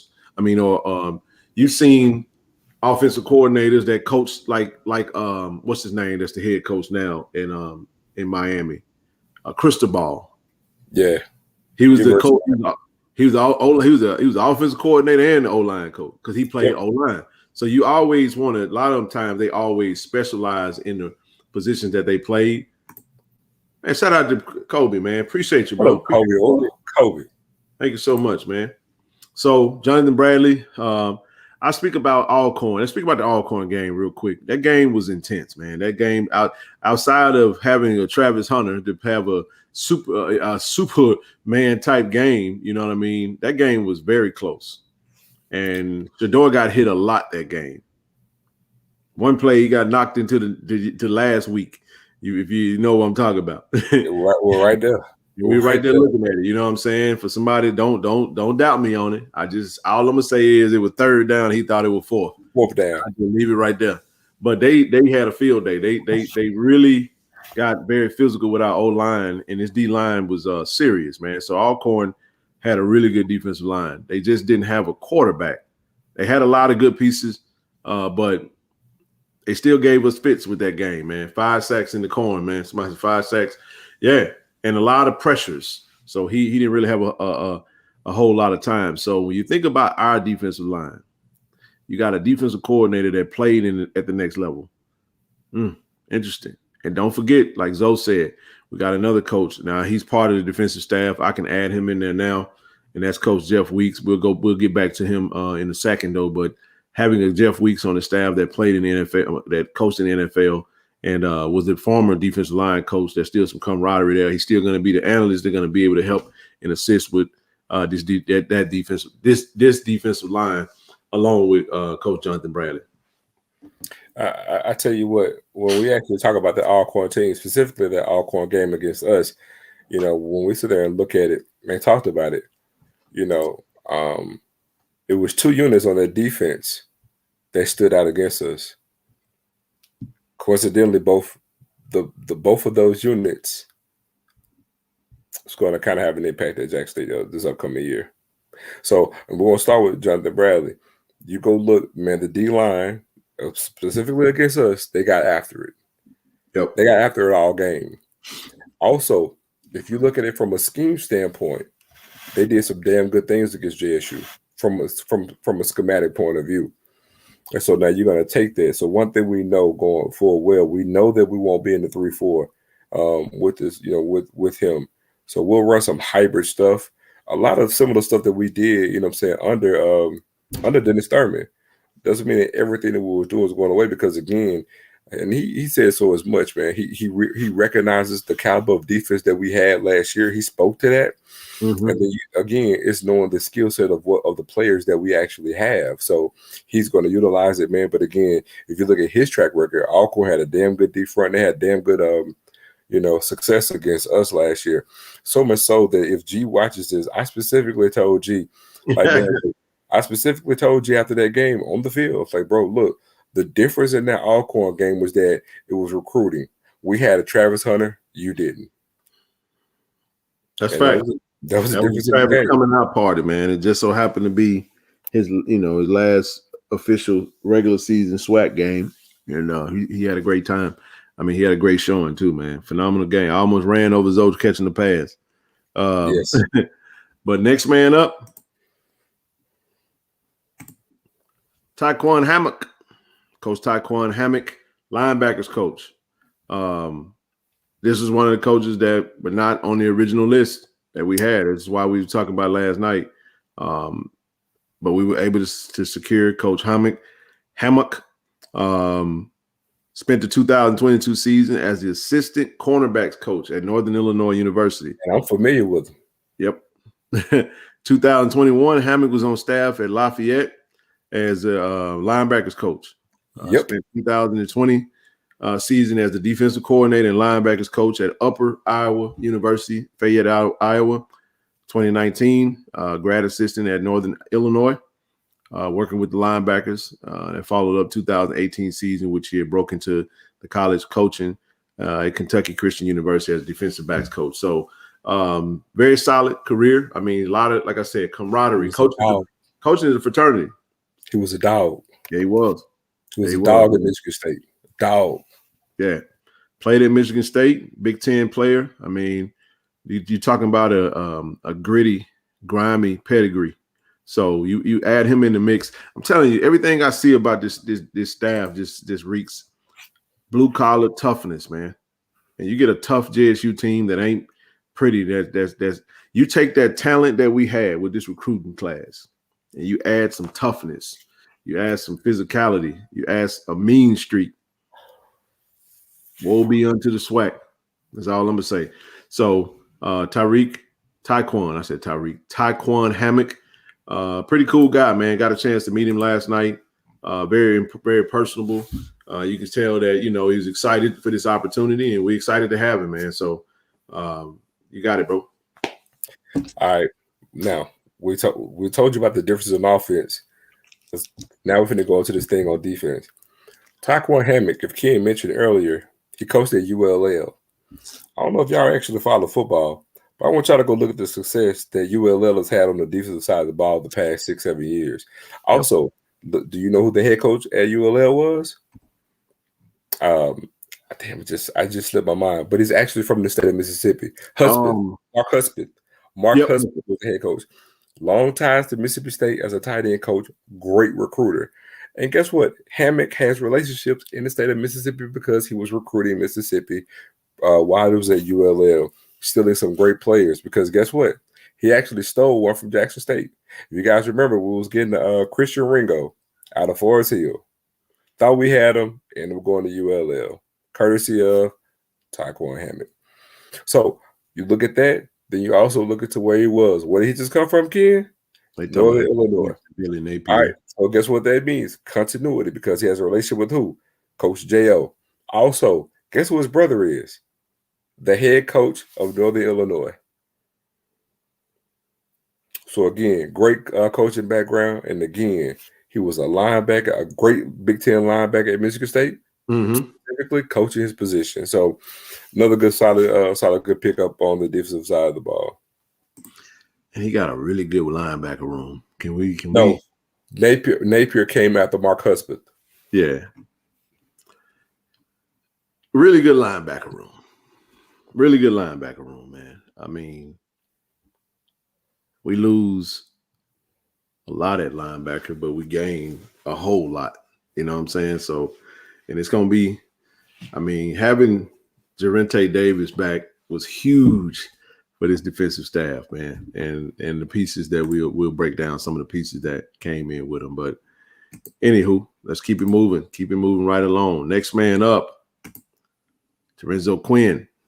Coach Quinn, another Coach TC just went over and took somebody off the reservation. He just showed up down there, you know, like, let me get that. He took the two best coaches off the staff, the defensive staff. And this young coach, man, was actually a really up-and-coming rising star within the SWAC. Last season, he coached safeties at Alcorn in 2022, where the Braves' secondary got stronger as the year went on, registering at least one interception in 7 of the final 9 games. Prior to Quinn, he spent 1 year as offensive coordinator at Mississippi Delta Community College. Prior to that, he joined the Mississippi Delta Community College staff. Spent 2 seasons at Arkansas Pine Bluff in several roles, including coaching safeties, defensive back, and serving as assistant head coach and defensive pass game coordinator. So he got a pretty good resume. But nevertheless, he comes in with a wealth of riches at the DB position. He had a hand in the commitment of a young man we're going to talk about, 3-star that we stole, so we'll get into that. And this is the cool thing about this. When you got a young, fiery bunch, I see hungry. The staff is hungry because this staff is it's one of those get it out the mud, earn everything you keep, hunt, eat what eat what you catch type staffs, man. So I like the hire, man. This was another name that wasn't on the original list. Yep.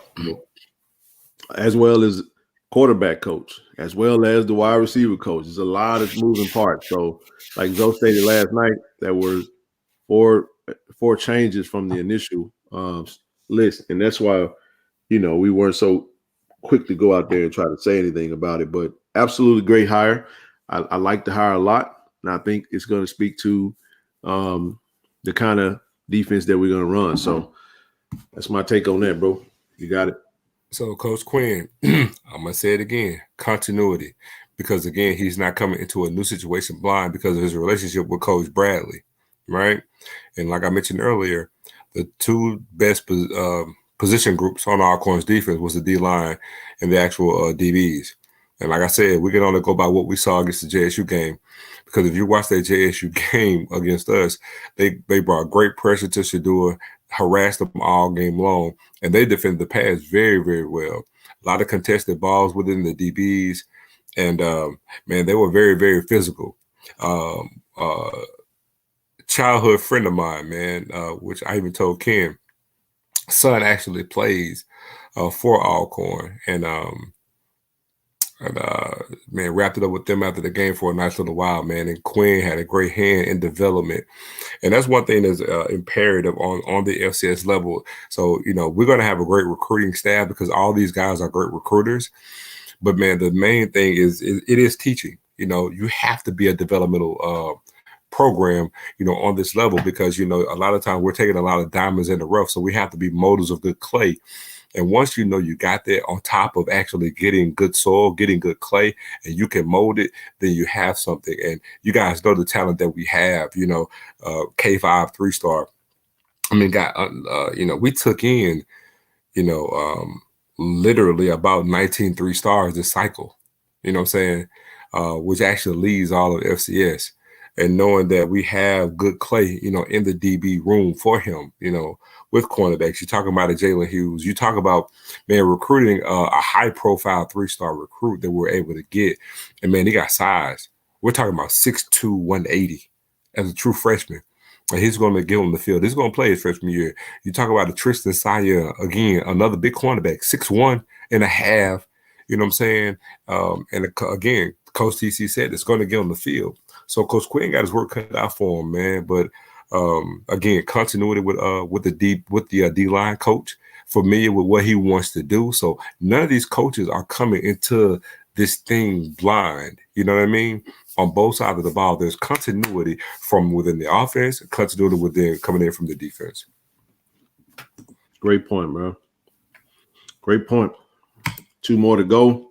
Next man up, Jeff Weeks. My man. Love Jeff Weeks, man. This was a change that we didn't think we would go, but I love this because senior defensive analyst / special teams coach. Coach Ricard, we thought was going to stay. Another change. And another change. So a lot of moving parts. But it speaks to, we did an interview with Avery Salerno, and Coach Weeks recruited him from Shawan and came in as a long snapper. So, I mean, I think there's going to be a lot of continuity. I think we're going to see the elevation of the special teams because he's a great coach in general, man. You know what I'm saying? I mean, he still got to go tackle on special teams. We got 2 good kickers. We already had a good kicker on staff and on the roster, and then we bring in another one transfer. which wasn't on the list, by the way. Luke Jackson transferred in from Southern. So we didn't. We didn't. I didn't see it on the list, but it's definitely there. But yeah, Coach Weeks speak for itself, man. Y'all know who he is.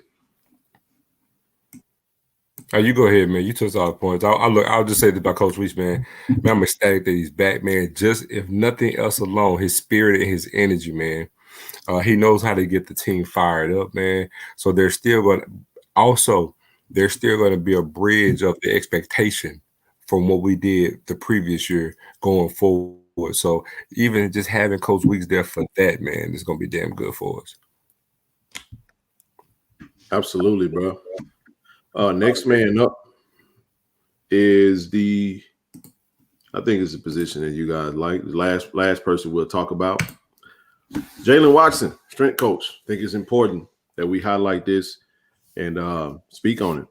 So, strength coach coming in from Texas Tech. You know, he was introduced last night. And they call him Coach Beef. Coach Beef, man. Jalen Watson. So it's the one that came out and said he wasn't white. Don't worry about me. I'm just light skinned. You know what I'm saying? But yeah, there was two that was listed. That wasn't listed on there, but they are on the list. We'll touch on them. I'm actually glad y'all talked about it because I noticed that too. But it's all good. They both on campus now, so it was a slight omission. It's all good. But Jalen Watson, man, I mean, like Coach TC said, they're already seeing the results in a few weeks, man.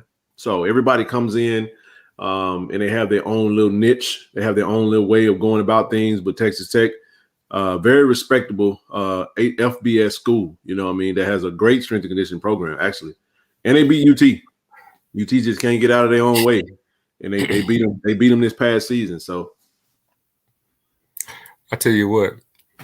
This marks the second time consecutively that we've hired the assistant strength coach of a major Power 5 program. So again, we're talking about a first-year coach, first time ever head coach. You know what I'm saying? Again, relationships matter. We go from Mo Sims, who was the assistant head strength coach from Georgia, and we segue that to getting Coach Watson, or they call him Coach Beef, you know what I'm saying, the assistant head strength coach from Texas Tech. And I just would mind you, Ken, not only did they beat Texas, they devoured Ole Miss in the bowl game. Yep. And had a great physicality in doing so. That's a great point. That's a great point. I didn't catch that game, but I'm glad you mentioned it. By the way, Maria, is that Maria? Yeah, Thompson. Hey, welcome to the channel. Thank you for coming a member. We appreciate the support. Hey, good quick question. Somebody asked me, how the hell do y'all upgrade your membership? Hey, somebody put it in the chat, and that way I can explain it because I don't know what that looks like. Somebody asked me, email me, man, how can I upgrade my membership? I think you should go for the platinum anyway. That way you don't have to ever worry about upgrading. Just go straight for the platinum. If I do have any platinum members out there, as always, I do want you to go ahead and shoot me an email. That email is kc1400mediagroup@gmail.com. Quick pause as we get ready to segue into the next phase of what we're going to talk about. Like to donate to the channel, kc1400mediagroup@gmail. Zelle. You can use Zelle. So if you don't have PayPal, matter of fact, don't even send me PayPal no more. I haven't really had time to edit the page just yet, but just bypass that little PayPal part. I don't feel like I ain't edited it yet because I've been doing a lot of moving around. I'll get to it. It might be up Friday, but if you'd like to donate, Cash App or Zelle, whichever works for you, it's all good. I want to pause right there, bro, and just kind of, Go ahead. Now I was just gonna say. What I see Austin mentioned somebody Randy. What Randy say? Oh yeah, man, that PayPal is a joke. They taxing out the gate. You send me $20 on PayPal, it's gonna come through as 18. That's how I go. And then the transfer, they're gonna tax you again. So I got to move that. And I know I said that, but y'all don't understand how busy I've been, man. Yes, y'all do. Y'all seen it. Y'all see me moving around doing all kind of stuff. But nevertheless, we're gonna keep it going. Now, the reason why I said I wanted to pause right here is because I just want to take some time to show my appreciation for the whole squad, man. Austin, Yeah, visual, man. Like I said, came to LA. We're gonna roll out to go to Mobile tomorrow. We're gonna finish that coverage with Aubrey Miller for the Senior Bowl. Want to highlight Kalen, of course, she's a rock star, man. I'm telling y'all that video. The girl is hell, bro. I gotta just say this, bro. You know, we're talking, and this ain't legal. This ain't illegal to talk to a business about educating businesses locally in Jackson on how they can get involved with NIL opportunities to assist these players. It's like a grassroots movement. And she had already set up these appointments. As soon as I touched down, I was late getting in. We had to reschedule one of them, and then we made it to two of them. And she had an iPad, man, out with the with players who she, using examples. And, the video is actually on the page that you're looking at, Carolyn. Welcome to YouTube. And if you just click on KC 1400 Media, you'll see where it talks about KC 1400 Media, talking with local businesses. We were able to, excite. We were able to excite the idea of a couple of players in particular that some companies could partner with. And it's an honor to work with these young, awesome, amazing professionals. It's always an honor to sit on here with my brother. We spent a lot of time today chopping it up. And man, y'all make us feel like we was in Hollywood around that thing. You know what I'm saying? We make us feel special, man. But Marcus Williams, man, my brother Nook. Shout out to him again. Toronte Day. It's my brother, man. He out in Vegas right now. Cameraman. So Toronte is gonna take the memory card. He's gonna hand it over to Austin. Let Austin splice that thing up. Austin, you got to come on, man. Where we at with that James Houston interview? We got to drop that thing tomorrow, man. We got to drop some more heat on him, man. Y'all gonna love it. I'm just trying to tell y'all that interview is gonna be amazing. I can't wait to see, because I saw all the stuff he was doing that didn't make no damn sense to me. And when he put it together, it's gonna be magical. And I know it. So that's why I'm a little excited about it. But I did want to pause for a second. And Travis, I saw Trav. Got to meet Travis. Trav. Shout out to Trav, man, in that thing, man. Can't wait to meet Rochelle. And I met LaDon. I met my Granny Ann. I'm gonna make Granny. I'm gonna make you a moderator. I promise you. I got it. Matter of fact, I'm gonna go to the phone. If you're in the chat, leave me a comment, Granny, and I'm gonna make you a moderator. I don't want you zapping everybody now. Don't go on there, go to zapping and blocking everybody, because they come after me after we do that. And Kendall, I thought you was already a member. Did you upgrade, bro? Talk to me. If you upgraded, tell me how you upgraded. Said, how can I get Savion contact email? I don't have that. I would say if you have social media, the best thing I would say do is to contact them via social media. But I will do this right here, because I know one of the players, Philip Short, reached out to me today. Wanted us to push his. Let me find it real quick. Forgive me, there, player, but because I want to get all this out of the way before we keep going on and on and on. There we go. So he has a new line that's supporting him via NIL. Pray, Plan, Execute brand, and the link is next. I need that link, Phil. He has a 15% off all orders on Pray, Plan, and Execute. Let me check his page real quick to see if I can find that link. And hey, somebody tap Philip, man. Let him know that he's a brand ambassador. So it's actually on his page. If you go to Philip Short's IG page, if y'all don't mind, I'm gonna go to his page. I'm gonna actually type this in the chat, because this is how we support our family. This is how we support them, by go on and support what they're doing. If they get NILs, it only can benefit them. On IG, hit that up right there. The code is short quarterback for 15% off. So buy your merch. I'm actually about to tap on the page, and oh damn, the first shirt already sold out. Pray, plan, execute. Signed him up, and he's actually an ambassador. It's on his page. I'm gonna go ahead and hit that follow button, by the way, because we want to make sure we supporting the brother.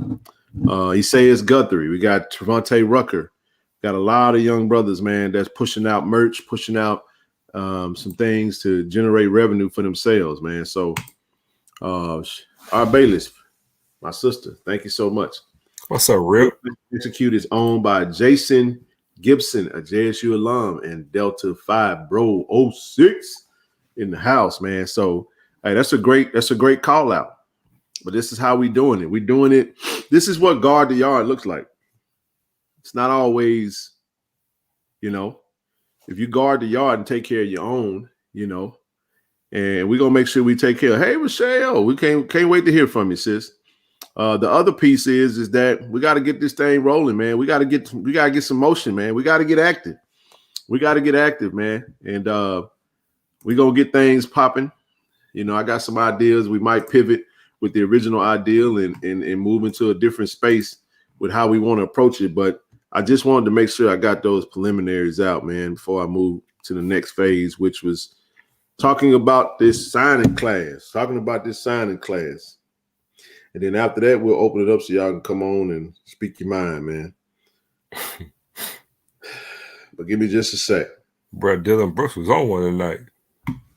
For real? What do you do? Him and Spider Mitchell got into it. Dylan Brooks always on one, bro. No, like they got into it. No, I'm saying he always on one. Wait till you see the clip.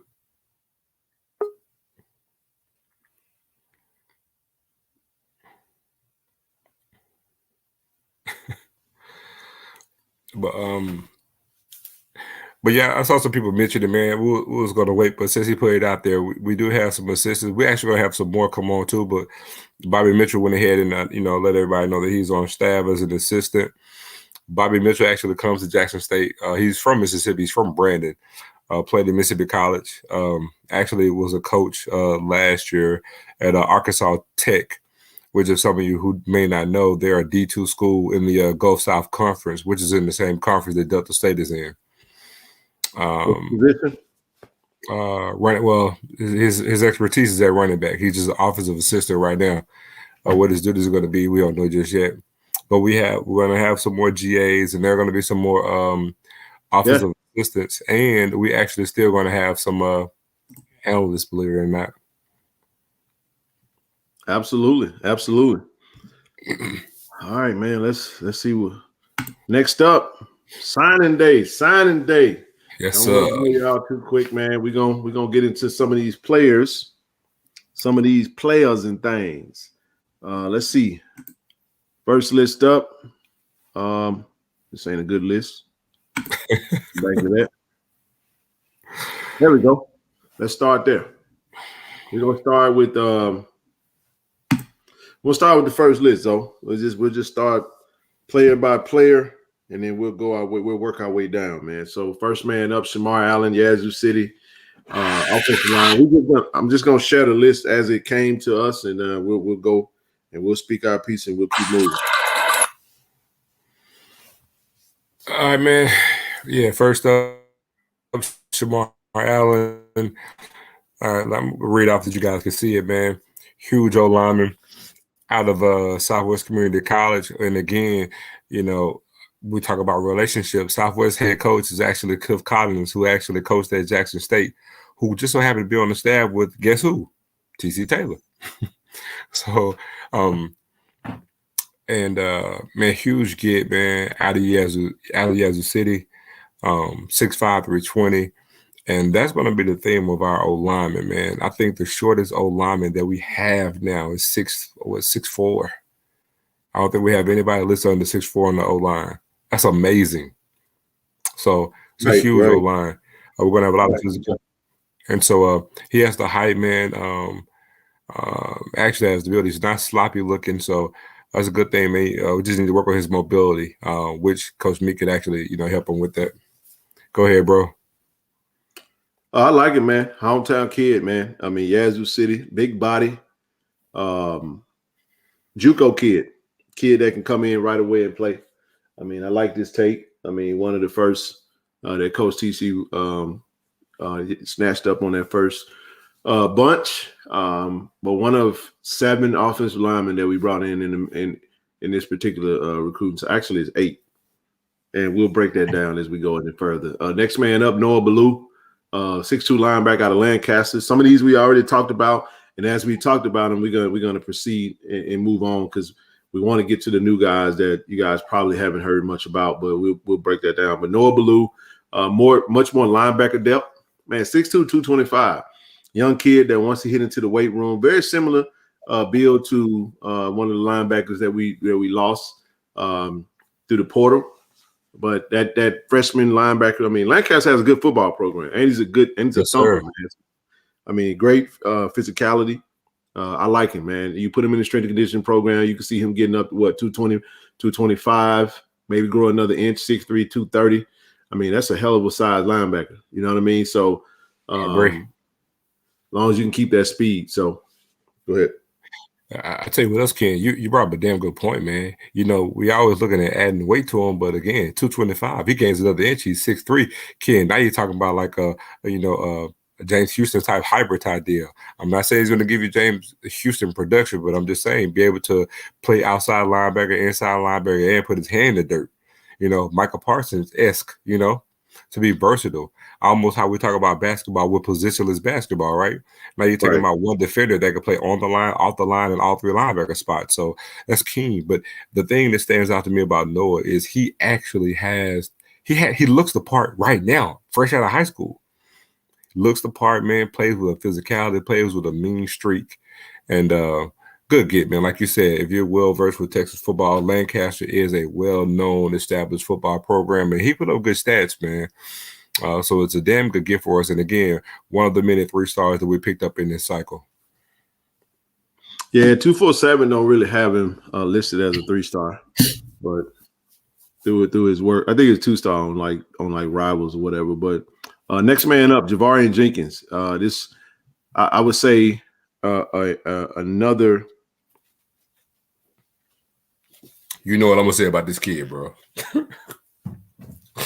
You already know. Yeah, I mean, this is basically another Keontae Hampton, fast Keontae Hampton, man. Great size, 6'3", 205 out of Hattiesburg High by way of Jones Community College. Go watch his film. Film is amazing closeout speed. You can play him off the edge. I mean, just a fun. Coach said he's country as a brown egg. I said, my goodness, man. That's country now. That's country now. Look, and I told Tim Stewart, he said the same thing about Tim Stewart. He country's a brown egg. I said, you tell Coach you got yoked off them brown eggs because Tim Stewart is rocked up.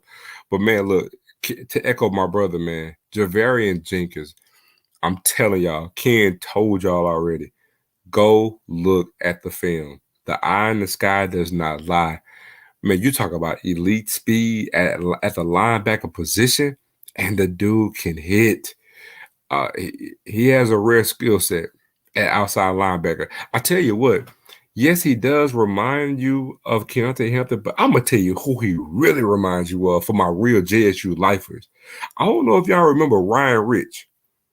That's what this kid reminds you of. Ryan Rich, man. Mm-hmm. All over the damn field. So this is a damn good pickup.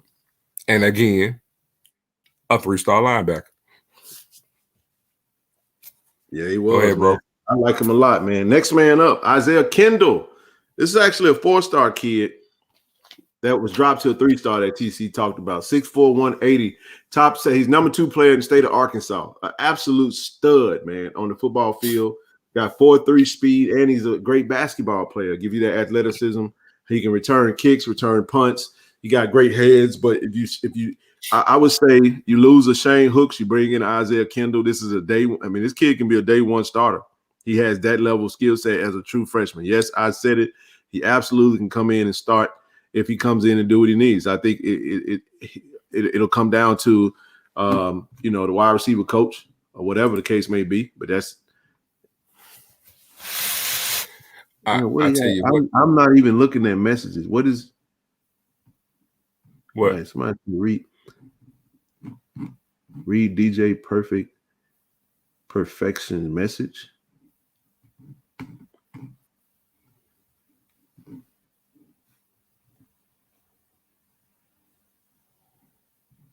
Well, DJ Perfection. What do you want? How long you want me to scroll up? Keep going, bro. I tell you what, man. When it comes to Isaiah Kendall, again, we're talking about TC Taylor, our first-time head coach. How many FCS programs can sit there and boast about having the number 2 ranked player of any state signed to their school? How many?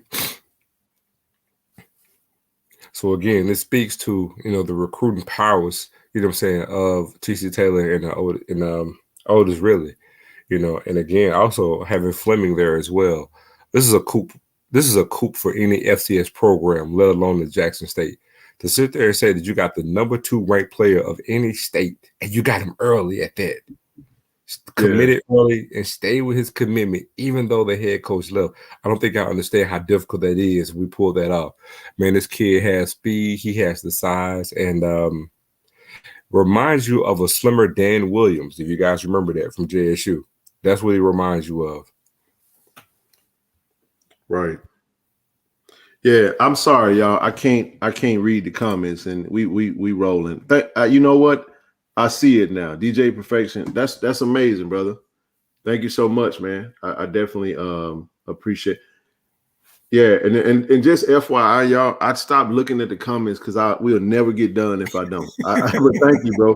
I don't check Telegram either. When I'm talking about the players, I see it now. But I'm just saying, like, good thing I looked at the comments, but I really don't look at it like that. I'm trying to keep going. All right, next man up. Thank you, bro. We're gonna connect. Hey, do me a favor, brother. Anybody that want to get in contact with me in regards to anything, just hit that email address. That way I can see it and I'll check in and try to respond after the stream, so I don't lose the flow of the show. And then I want to open it up. We already almost into 2 hours just talking, so. We're gonna get through these remaining names, and then we're gonna get into the meat and potatoes of the new signees. Next man up, Seven McGee, 4-star kid, another 4-star kid transfer from Oregon, athlete, running back, wide receiver, number 1 running back out of New York, state of New York. Excellent pickup, excellent pickup. Go ahead. So sound like we're about to repeat ourselves because again, first time head coach, and guess what? This makes 2 states. Nowhere, you know what I'm saying? Then we got one that's not even in the Southeast region. You get the number 1 ranked player out of any state. I don't care how much of a football hobby it is. Name me another FCS program that's doing it. It ain't happening. Right. So this is 2 top 5 players in the state for one FCS program. I don't think people are really grasping what this staff is doing.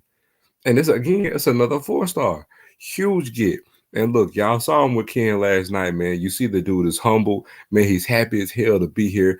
Man, he going to put on for Jacktown. He going to put on for all the Jacksonians, man. We expect a lot of, and again, his skill set is to be commended. So we'll expect big things out of 7. For those who want to understand, let me take this off real quick. We'll come back to it real fast. Go ahead, bro. Those who, this is where NIL opportunities come into play at. I'm going to just plant that seed. This is why collectives and all that type of stuff. We got to make sure we take care of these players, man. So Savin McGee and the whole family, but just going to keep proceeding, keep rolling. Next man up, Bruce Mitchell. Bruce Batman Mitchell. Batman. DB out of Lone Star High School. Great physicality, great hands, great cover corner. Can develop into a really good starter. I think he's a great replacement. We lost some DBs, and it was good to add one of this caliber, young, youthful talent. I like the pickups, though. Oh, man, look, again, another trend that we're having on the DBs. Notice I mentioned, too, about the other freshmen. They were all, 6'1" and 6'2". Again, it's another 6-foot DB out of Texas, good football program. And, man, look, early enrollee. And Ken, as an FCS program, we got like about 7 kids out of high school to enroll early. Yeah, that's crazy, man. You remember when we go back to Brandon Frazier?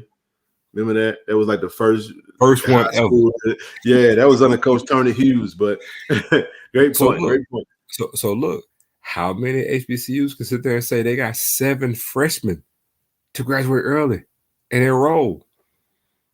I'm telling y'all gotta look at the logistics of what we're doing. I think we've gotten desensitized because of Coach Prime. So like we're really doing things that we really shouldn't be doing if you really look at it. And again, this kid, man, 6 feet, physical corner, and he's not afraid to tackle. Kid, I actually think if he actually beefs up a little bit, this kid could actually play some strong safety. So, and again, guess what, Ken? Another 3-star DB, another 3-star athlete. Love it. Next man up, Herb Mulligan, violent running back, 5'10", This you right here. Beaufort, South Carolina, transferred from Wofford. He'll be in May. Great interview on Tiger Talk with the 1400 Club. And I think, like Coach said last night, add a little bit more beef in that running back room, take some of the strain off Savion. Love it, man. I like to pick up Herb. I think he's gonna be a great addition to the running back room. I agree. I'll just state this about Irv, Ken. He's a great juxtaposition, a great change of pace from everybody else that we got in the backfield. When you talk about a J.D. Martin, you talk about a Savion, he's just a straight blue-collar bruiser, man, with some size on him. 5'10", prototypical size at running back. And he has some good get-up to him, too. He's what we like, and that's what, Ken, a one-cut runner. One cut, hit the hole. Damn right. Philip Short, quarterback. Need I say more? I mean, we covered Philip Short. Yeah, we've already 225. Y'all know who Philip is, man. Y'all know what he's all about. Great addition to the quarterback room. We played his video. We just talked about his discount code. So definitely want to do that. Appreciate you, Dewan. What's up, Dewan? So next man up, Tristan Sion. Hey, Tristan Sion, another 3-star recruit, early enrollee. He's on campus right now during early workouts. And look, y'all go give him a follow on YouTube, man. He actually posted some content just yesterday showing his arrival to school and everything, man. Really, really good kid, man. Happy to be at JSU, wants to be at JSU. And this freshman class, these guys are bundled. Excuse me. These guys are bundled pretty good, man. So, again, you look at the measurables right there. 6'1", 170. Hey, Ken, put on about a good 15 pounds, and he's still growing. He can get to 6'2", possibly. Good lockdown corner. Another good Clay that DB coach got to work with. Good stuff, bro. I like Tristan a lot. This next brother, Brown Egg. You gotta go follow him. Hey, no, he said Tim Stewart was as country as a watermelon sandwich. I said, boy, I ain't never heard that one, bro. Tim Stewart transferred from Troy. DB 5'9", 191. Solid as a brick house, man. Gonna be a great add toughness and physicality to the defense. I mean, he put out an amazing tweet today, just talking about the event. He said he's never been a part of anything like that. He did. That he did last night was impactful to a lot of these kids. We can't go back, Jack State. We got to continue to keep that. We got to keep that same momentum. You know, we got to make the next signing day event to be even bigger. We got to make sure we continue to support. But Tim Stewart, great thumper, great physicality to the team. Hey, man, Tim Stewart is a dog, man. He's just a bona fide dog. Let me let you guys in on something. Tim Stewart has 5-star talent. He's a 5-star talent. The only reason why he's not rated 5 stars is because of his measurables. But he is a 5-star talent. Trust me when I tell you, the film does not lie. The kid went and made an impact immediately. Every place he's ever played at. His high school film is ridiculous. I mean, just mind-boggling.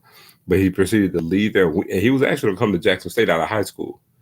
But, man, you talk about what that kid did right down the road at Hazelhurst, going to Mississippi Gulf Coast, doing his thing, and then at Troy. And we're ecstatic to have him back at home, and he's going to pay dividends for us on the backfield and at that nickel position for us in the fall. Great stuff, bro. Next man up. I talked about that linebacker room, man. Alan Walker, transfer, 6'2", 230. Great physicality, man. Kid's in great tip-top shape. He said that linebacker room is going to be something special this year. Transfer in from La Tech, Louisiana Tech, by way of Alpharetta, Georgia. Had a chance to interview him on Tiger Talk with the 1400 Club. Great personality, man. A lot of energy. Excellent addition to the linebacker room. My goodness, man. I mean, I think you're going to see that I can project him to be a star. I'm just saying that if I had to go out on a limb, I could definitely see him going out there being a starter somewhere in that lineup. We don't know the scheme necessarily just yet. We got an idea, but we'll go from there. But Alan Walker, man, great addition. Ken, for all my JSU lifers, Alan Walker is Tommy Head reincarnated. If any of you guys know who I'm talking about, you got something to look forward to with this kid. This is Tommy Head reincarnated. I'm telling you, he got the same exact measurable, 6'2", 230, and he could stomach to put on another 10 to 15 pounds and still keep his speed, man. Damn good motor and a rise to the ball carrier with bad intentions.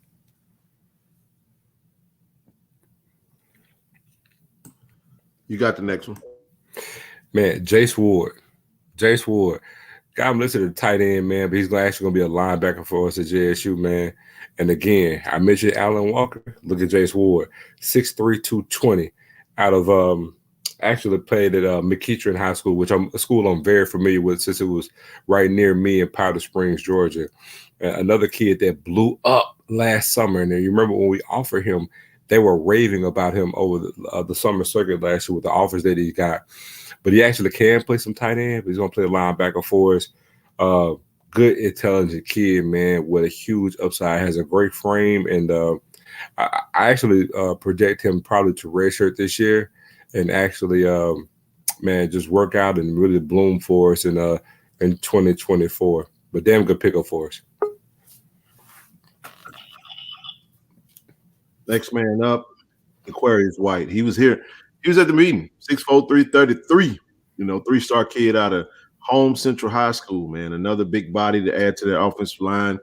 Play some exterior, interior offensive line, whether he be guard or I project him to be a guard, not so much as a tackle, but great physicality, come from a great program under Coach Marcus Rogers, who is an alum of Jackson State University, former tight end, father of, we'll leave that part out. He's at Mississippi State now. But we were hoping to get Kamari Rogers, and he, hopefully we'll catch him on the next go-round. But nevertheless, great program, great addition. We got Jeremiah Williams, who's on the defensive side of the ball from the same program. So if you know anything about this, this is a winning program. Yes, sir. They're always winning. So great addition. And then it's some, like I said, like Zoe's been saying, some good clay to mold into. You can put him in the strength and conditioning program, get him toughened up under Coach J.O., and then we see what he can do. Man, look, Aquarius White, another 3-star talent. I'm telling you, we got a ton of 3-stars. 3-star talent, man, damn good size. And the kid was actually in the place to be last night, which is a rarity. High school kid around his teammates. Come from a damn good program. And one thing kid forgot to mention about Marcus Rogers, he's a former teammate of head coach T.C. Taylor. Like I told you guys, T.C. Taylor got a lot of former teammates that's coaching in high school ball in Mississippi, that's coaching some damn good talent, I can assure you guys in this next recruiting cycle, you're going to hear the name Javancy Jones quite a bit. So damn good pickup, man, Aquarius White. Last man up on the December early signees was Mike Williams. We talked about him, wide receiver from Natchez. They got him listed as a DB, but he will be playing wide receiver for us, 3-star wide receiver. R.J. Fleming, wide receiver coach from Natchez. Great addition, great speed. Love this kid, man. Love this pickup. Going to be a great addition to the wide receiver room. That youthful talent, 3-star talent in the state of Mississippi. Man, Mike Williams is a damn good gift. This is a huge gift for us guys. 3-star wide receiver, has a damn good nose for the ball. And Ken, let me tell you, I was thinking about this all last week. Man, Mike Williams is a carbon copy of Steve Smith from USC. Not Steve Smith from the Carolina Panthers. But if you remember Steve Smith that played at USC when Reggie Bush was there, he's a carbon copy of that kid, man. Mike Williams has huge upside, and he's 6 feet, but a little secret. He's rumored to possibly grow another 2 inches. And if he's able to do so with his athleticism, man, look out. Do not sleep on this kid, bro.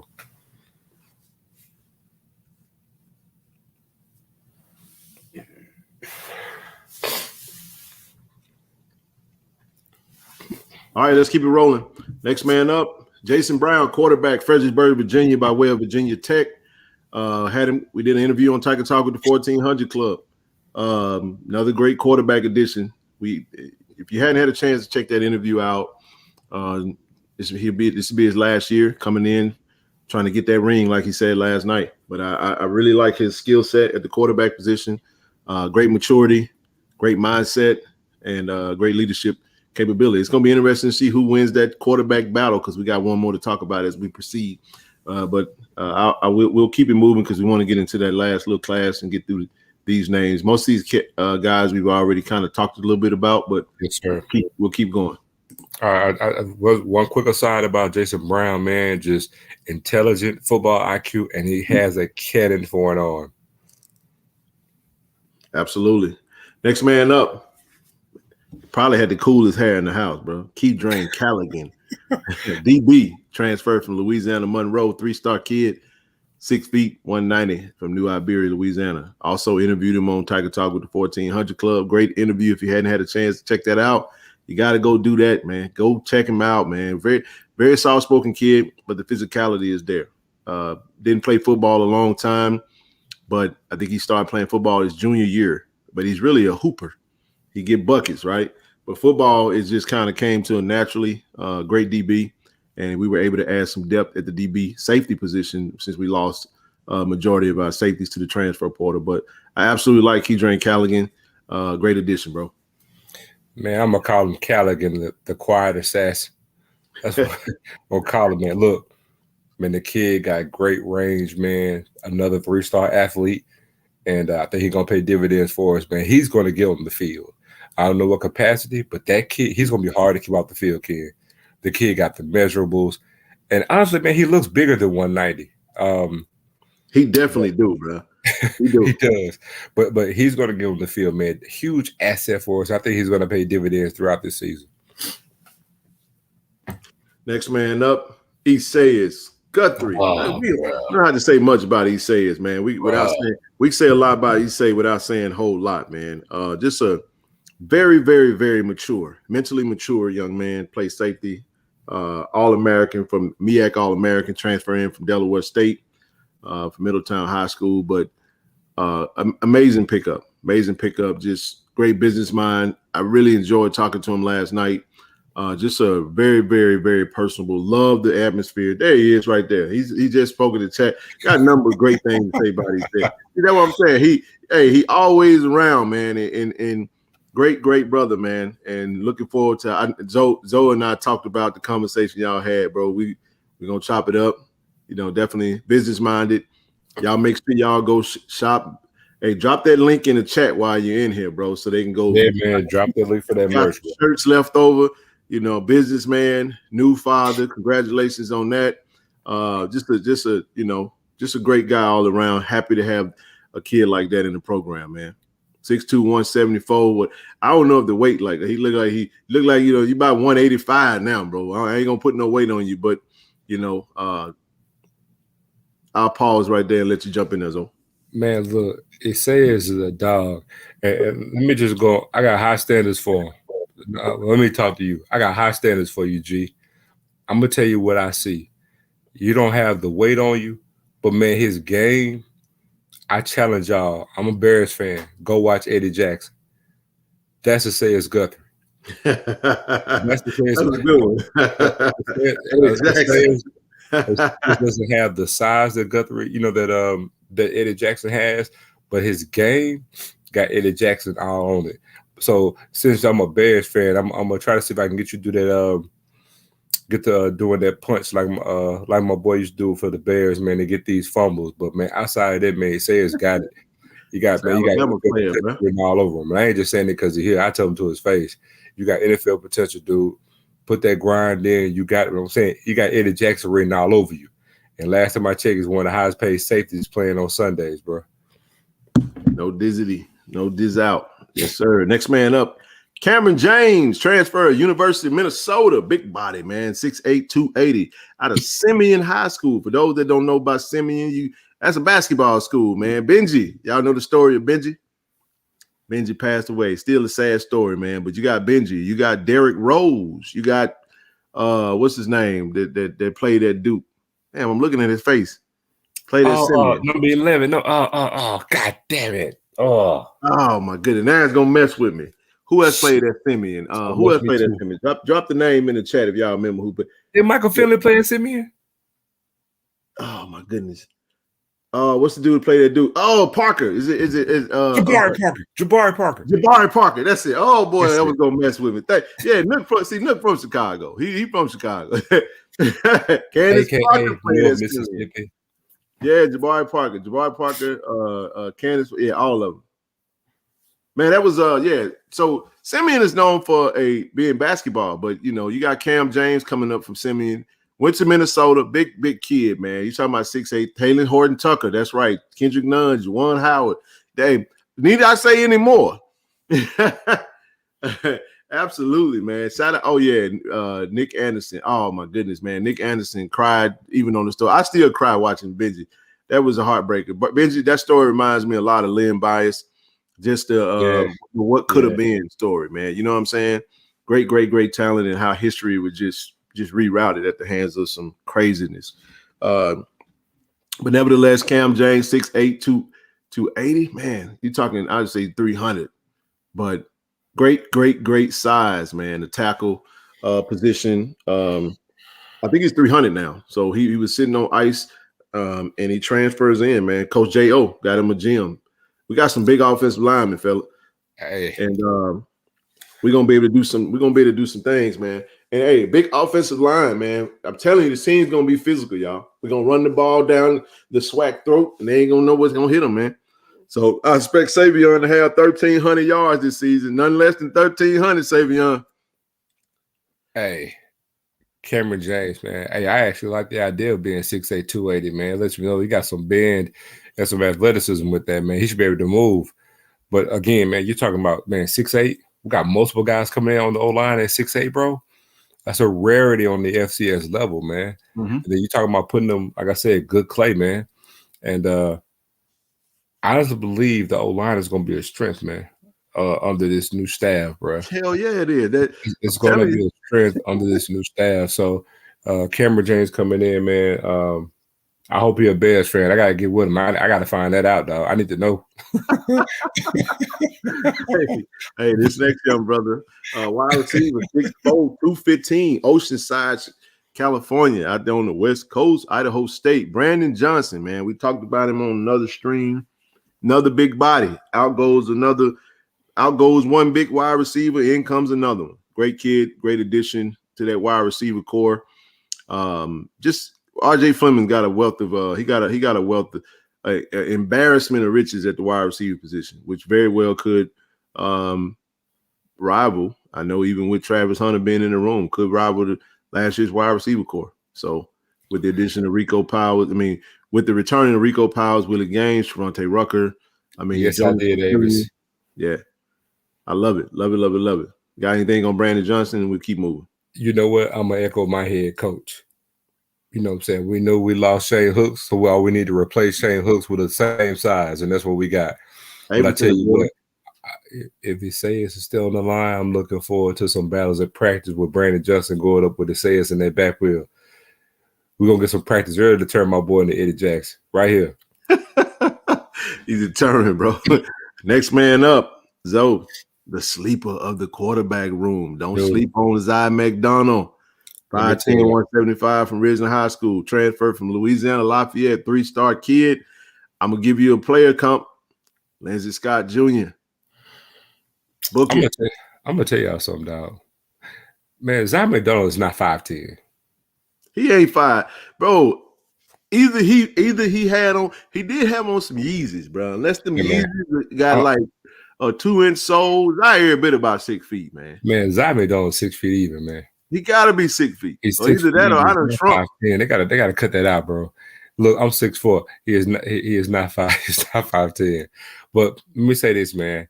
I know everybody got their thoughts about the quarterback race. Listen, y'all might well stop that. Nobody's ahead of nobody right now.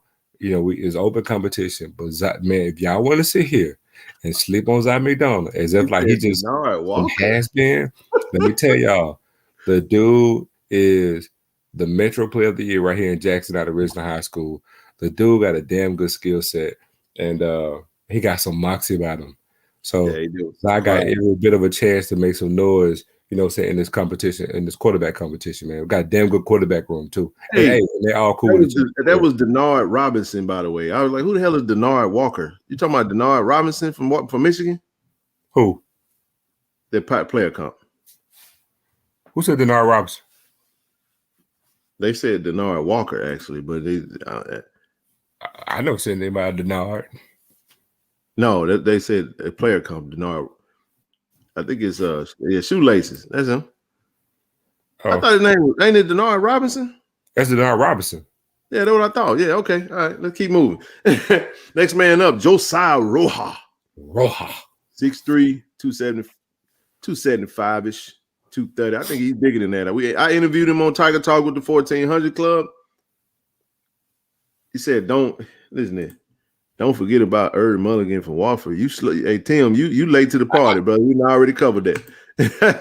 We got to keep moving, baby. But Josiah Roja from Davis, California, by way of Santa Barbara City Community College, Santa Barbara City College, JUCO transfer, man. Great interview.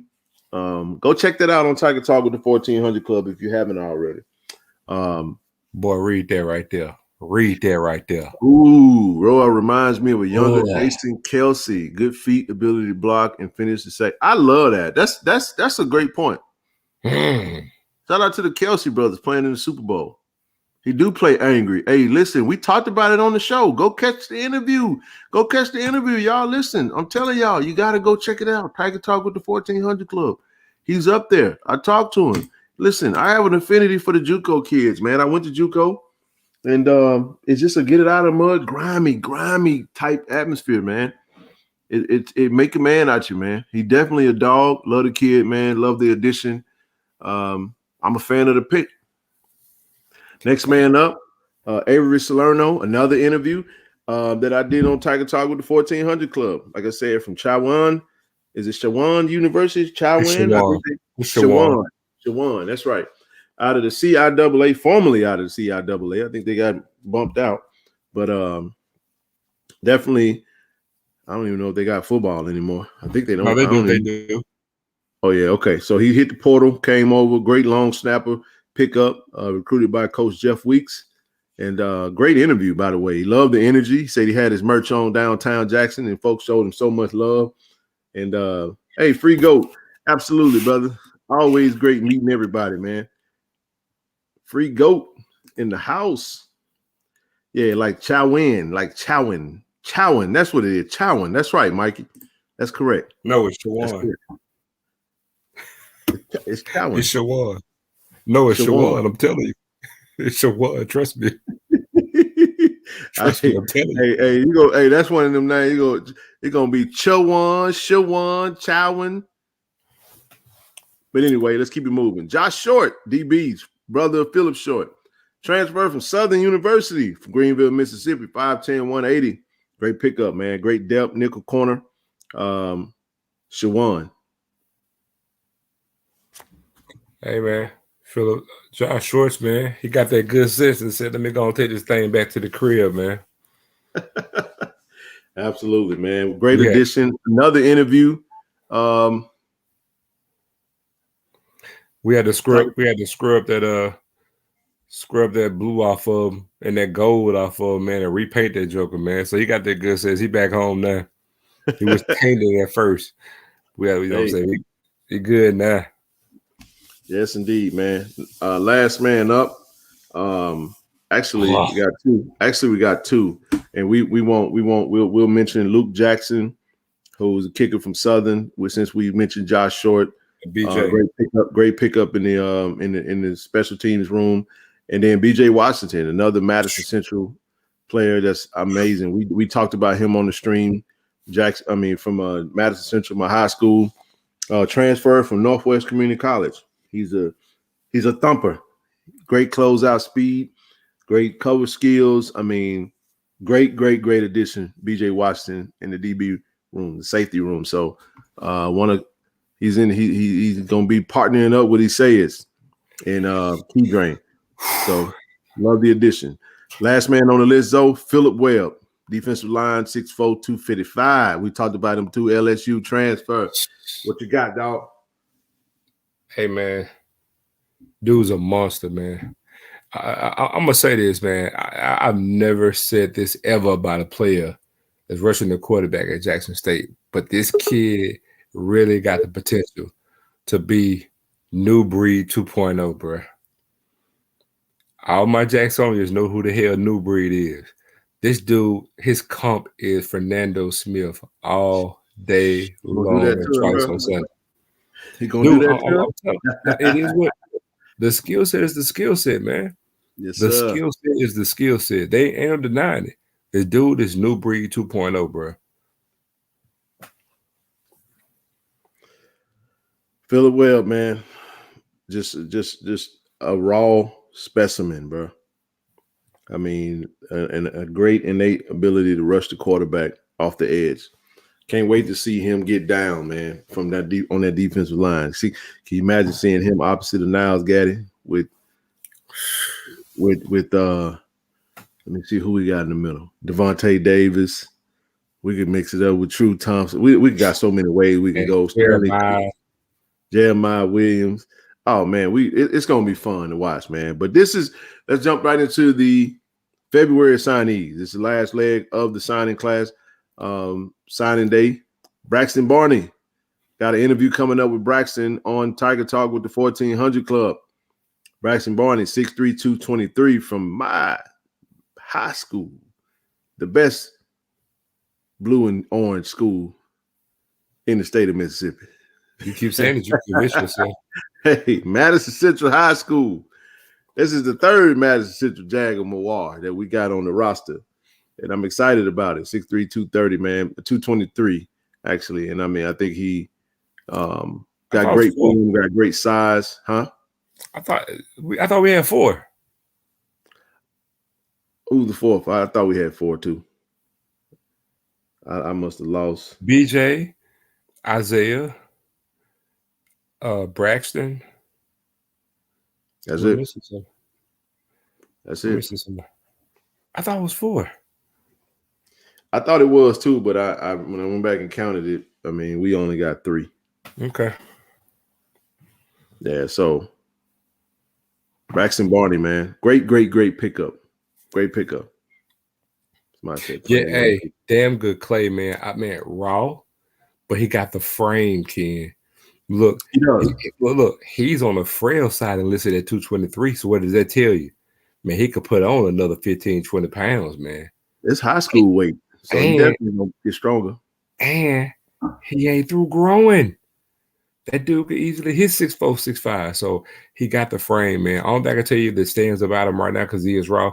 He got the right thing that you need being raw. He got a damn good motor. He does. Damn good motor. Hey, and he coming from the best high school in the state, so he ain't got to worry about that. He gonna be a stud. Next man up, Mr. Stanley Cooks. Said Gold Mouth. 6'2", 314, Gainesville, Georgia. No, Gainesville, Florida. That is Gainesville, Florida. They messed that up. I thought it was Florida. Gainesville, Florida.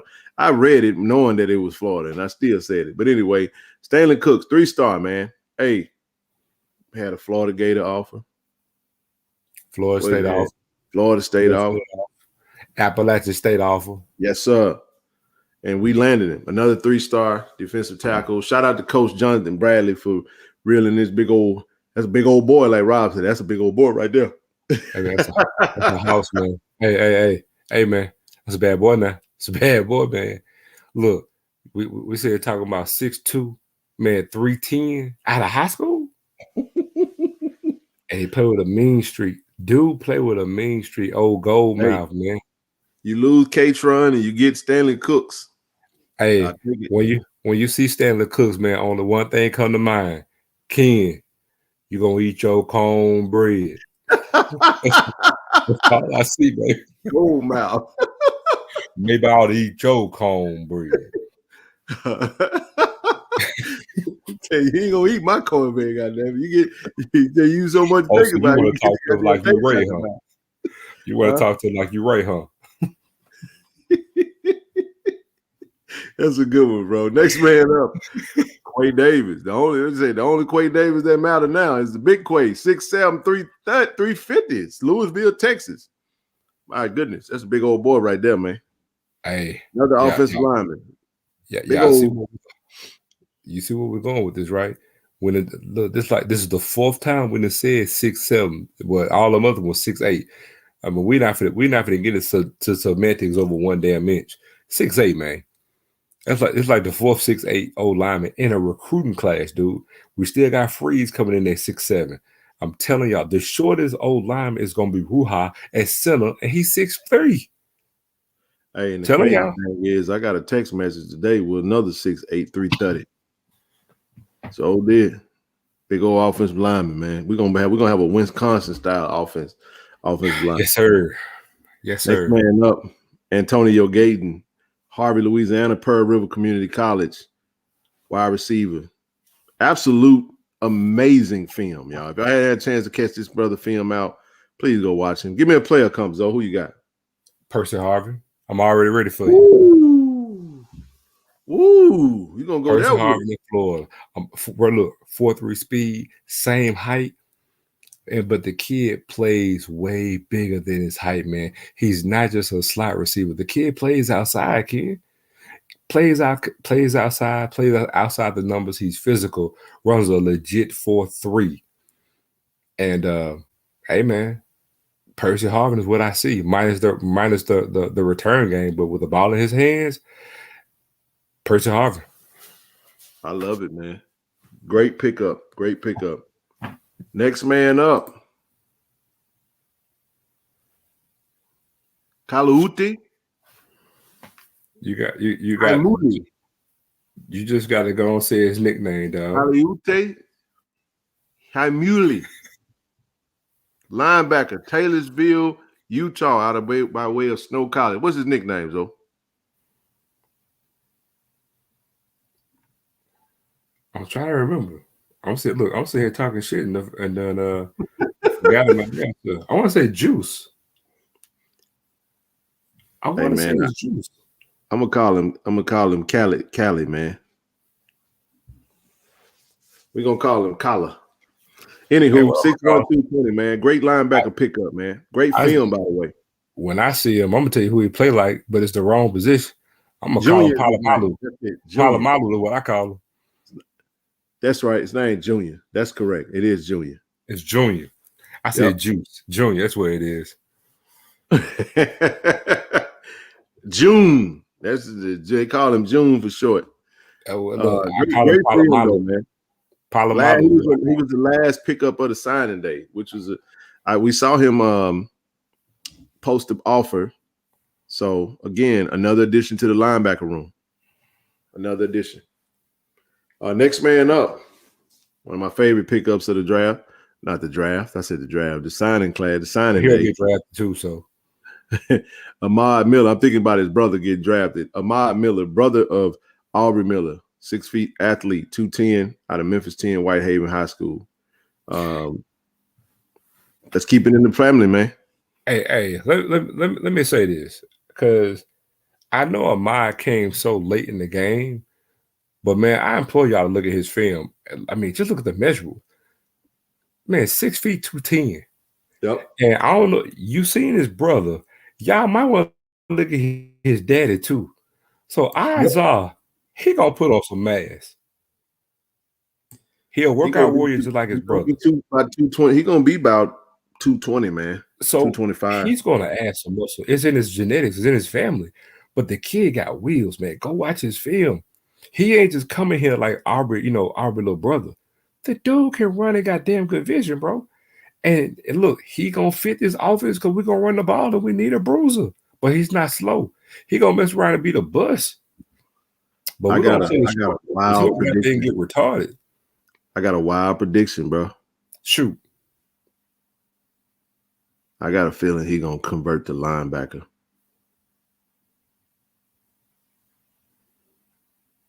He plays a little DB. Ken, I got a Only reason why I say that is because standing next to him, we talked to him and we standing outside the stadium with him and Big Aubrey Senior, right? Mm-hmm. And not saying that that's gonna happen, but you're talking about 210. He get 1 more inch, maybe 2 more inches. You're talking about an 18, 19-year-old brother that's still growing with a brother that's gonna be probably at this point in time, he's gonna be making some money. And you're talking about walking into a crowded linebacker room, a crowded running back room. So here's what I say: a lot of defensive linebacker talents that came in on the offensive side of the ball and switched over. I mean, he can go safety. But I'm only saying linebacker because of what we talked. We talking about the trajectory, the genetics. That's know what? All. I'm gonna say this. I think he's gonna be the second coming of Greg Knox from the big running back from Florida State. Yeah, I think this kid gonna have an outside chance to possibly start next year, not this upcoming season, but next year. I think Ahmad is gonna redshirt and be hell to deal with come 2024. We'll see. I like it. I'm happy to get him though. I really am. Next man up, Nareek Sharp. Big time steal. Big pickup, man. 3-star cornerback out of Stockbridge, Georgia, man. Amazing pickup. I got a player come for you. Rest in peace, Rashad Anderson. Wow, man. Wow. Okay. Damn. I like it, bro. Man, again, another tall corner, rangy, and he loved to stick his face in the fan, man. Very physical cornerback that love to tackle. A la Rashad Anderson. Yep. Hey, man, I like the pickup. I mean, had a great signing day. I mean, he had some great offers, man. We was in the top 5 all FBS programs. So for Jackson State to land that over Penn State, Temple, some big name programs is speaks to our DB coach, landing, getting in there, being able to reel him in. Next man up, Isaiah Spencer, another Madison Central talent. I mean, you're talking about a 2-sport star. I know he was in this thing, but Isaiah Spencer is a hell of a basketball player. I could definitely see him playing some basketball and playing wide receiver at Jackson State, playing for Coach Mo as well as Coach TC. 6'2", 185, wide receiver. I mean, big physical kid.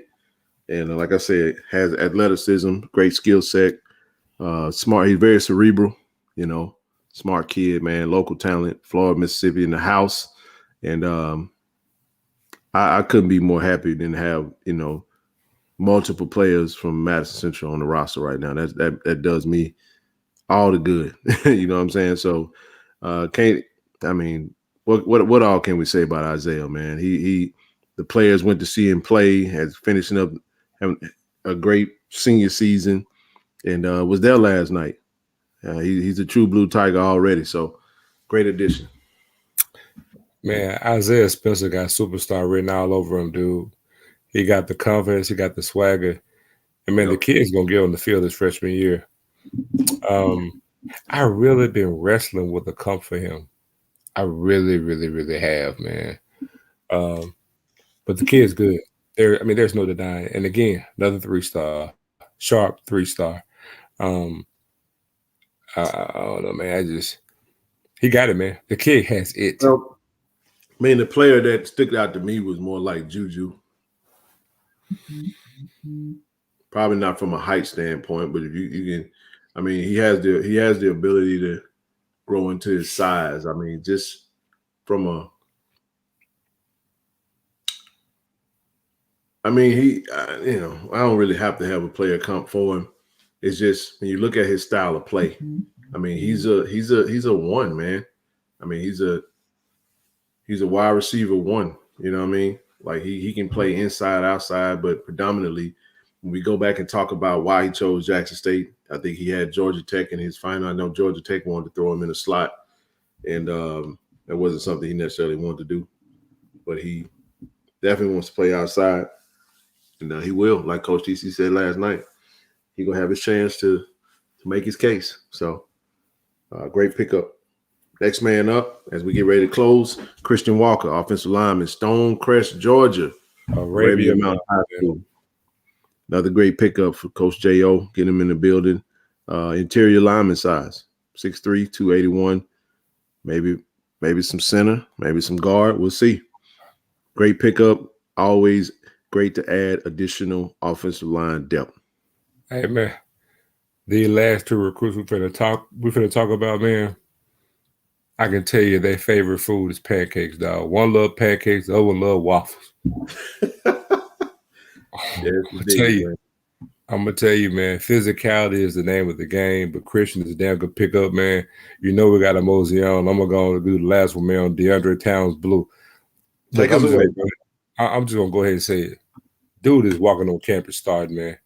The dude is gonna start, man. I tell you what, man. I told you, Christian like pancakes, but damn that, man. My boy DeAndre like waffles. He gonna put extra syrup on them over. Got a little sockets of syrup for everybody, dog. He gonna flatten somebody every damn game we play. You could take it to the bank. I'm telling you, he gonna plop down on some damn body. Potential starter, you think? Oh, for sure. Do a pastor know his word? Some of them don't. They all do. They might not buy. No, they all know it, but they might not abide by it, but they all know it. And one up in Brooklyn, didn't know whatever his name was, the lying pastor, what they call it, the cussing. What about the cussing pastor? He cussed. He knew the word. He was just cussing with it. They all know it now. They know it. What about the dude that was the dude that was watching the Gucci and all that? Something happened. Didn't he go to jail or something? Yeah. Something happened to him. All right, y'all, stream open, man. Who want to come on this thing? Rochelle, where you at? Y'all come on, man. We'll stay on for a little while longer and we'll close it out. Long show. We had a lot to cover. Appreciate y'all for hanging out with us all this time. Hit the like button, hit the subscribe button. Miracle. Rojas projects to be the center. Ooh. Okay. Yes, indeed. What's on your mind? Y'all, let's talk about it. Come on, let's get it on off your chest. Come on. Come on. We know. We know what's out there. Did y'all see how we stayed on task? We had something to discuss. And my sister go. Waiting on you. You got our wine today. What's good?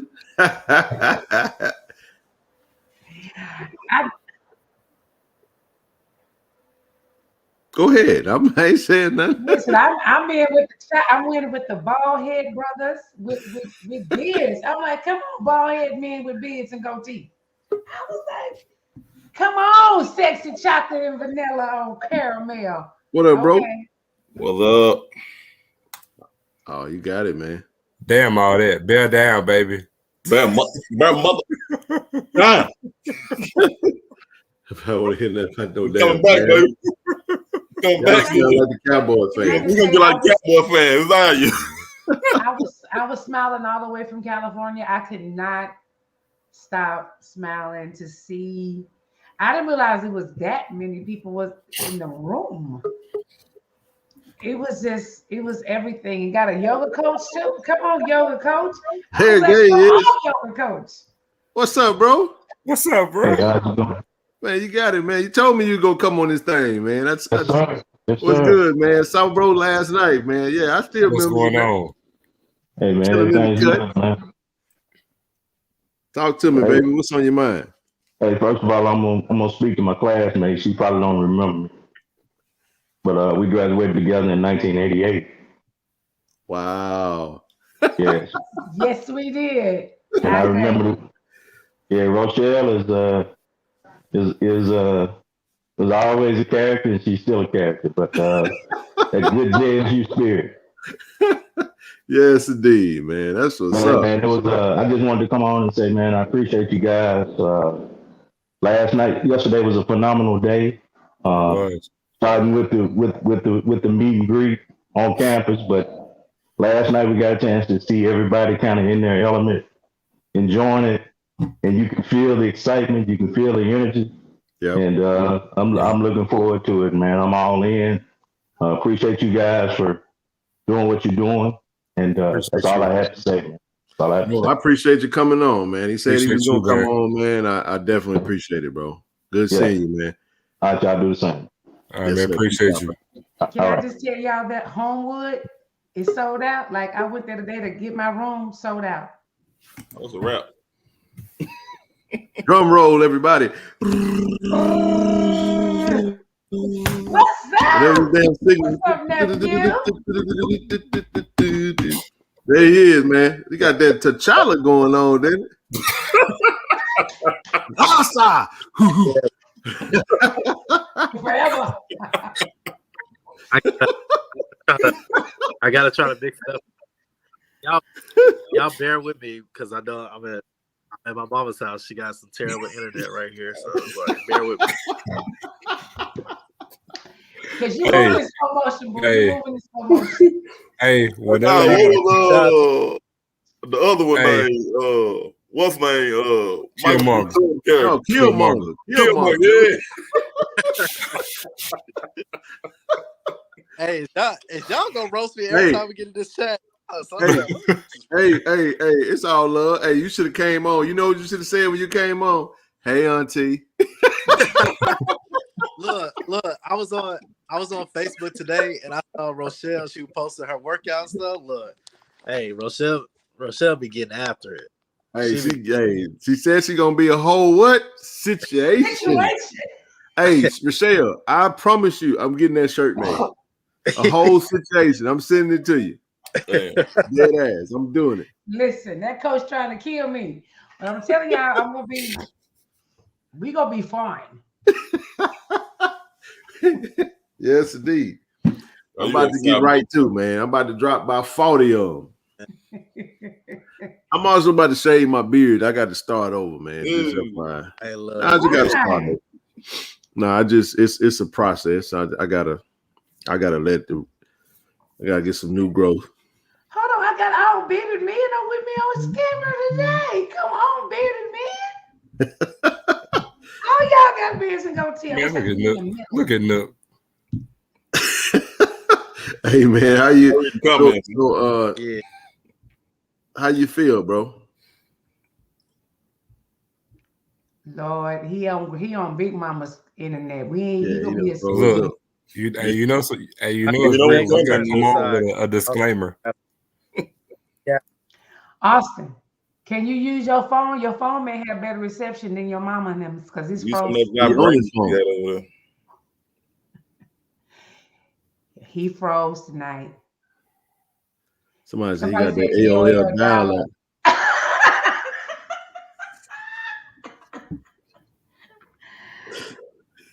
He froze. So can we talk about the 100? They raised $100,000 last night too. 260,000. 260. Excuse me. Yeah. 260,000. 260,000. Oh, somebody said Ken's beard looked like he can take it off and hang it on his dresser. I might have to keep this thing. Hey, listen, just FYI, hold on, for show him something. It's real because you know that's going on right now. It's real. Ain't no Beijing on that. I got some salt and pepper down here a little bit. Hey, Rick, let me tell you something. You heard of Steve Harvey hairline? Then you got Ken beard. There it is. They both one the same. But the reason she said that, Ken, because brothers now got the fake beards too. Like I'm looking at men beards going, is that really yours, or did you put some? Hey, listen. I was rocking. I get the hairpiece. I'm gonna say it again. I got some next time I come on, I'm gonna look like T'Challa, and not T'Challa, but Killmonger. Look, I got some old nasty salt up in this thing. Y'all see it? Ain't nothing wrong with your salt. It's just showing your age. Send the link No. again. Okay, there you go. But I mean, with me is like I was when I lost the hair. Drop the link again. Okay. He dropped it. Yeah, I just it wouldn't grow up top no more, so I started growing it down at the bottom. Hey, I remember when I first started, Don't say man, it my that way, sides Ken. wouldn't Don't- even connect. It wouldn't Don't even say it connect. hey, the Lord giveth, the Lord taketh away. There you go. You look Yeah, like you. you're bad. Look at you go. We got that AOL. I went downstairs and I saw y'all talk about my internet. Hey, he even took the hat down, man. Hey, you damn right I was. Ginger ale. Ginger I'm talking about Ginger ale.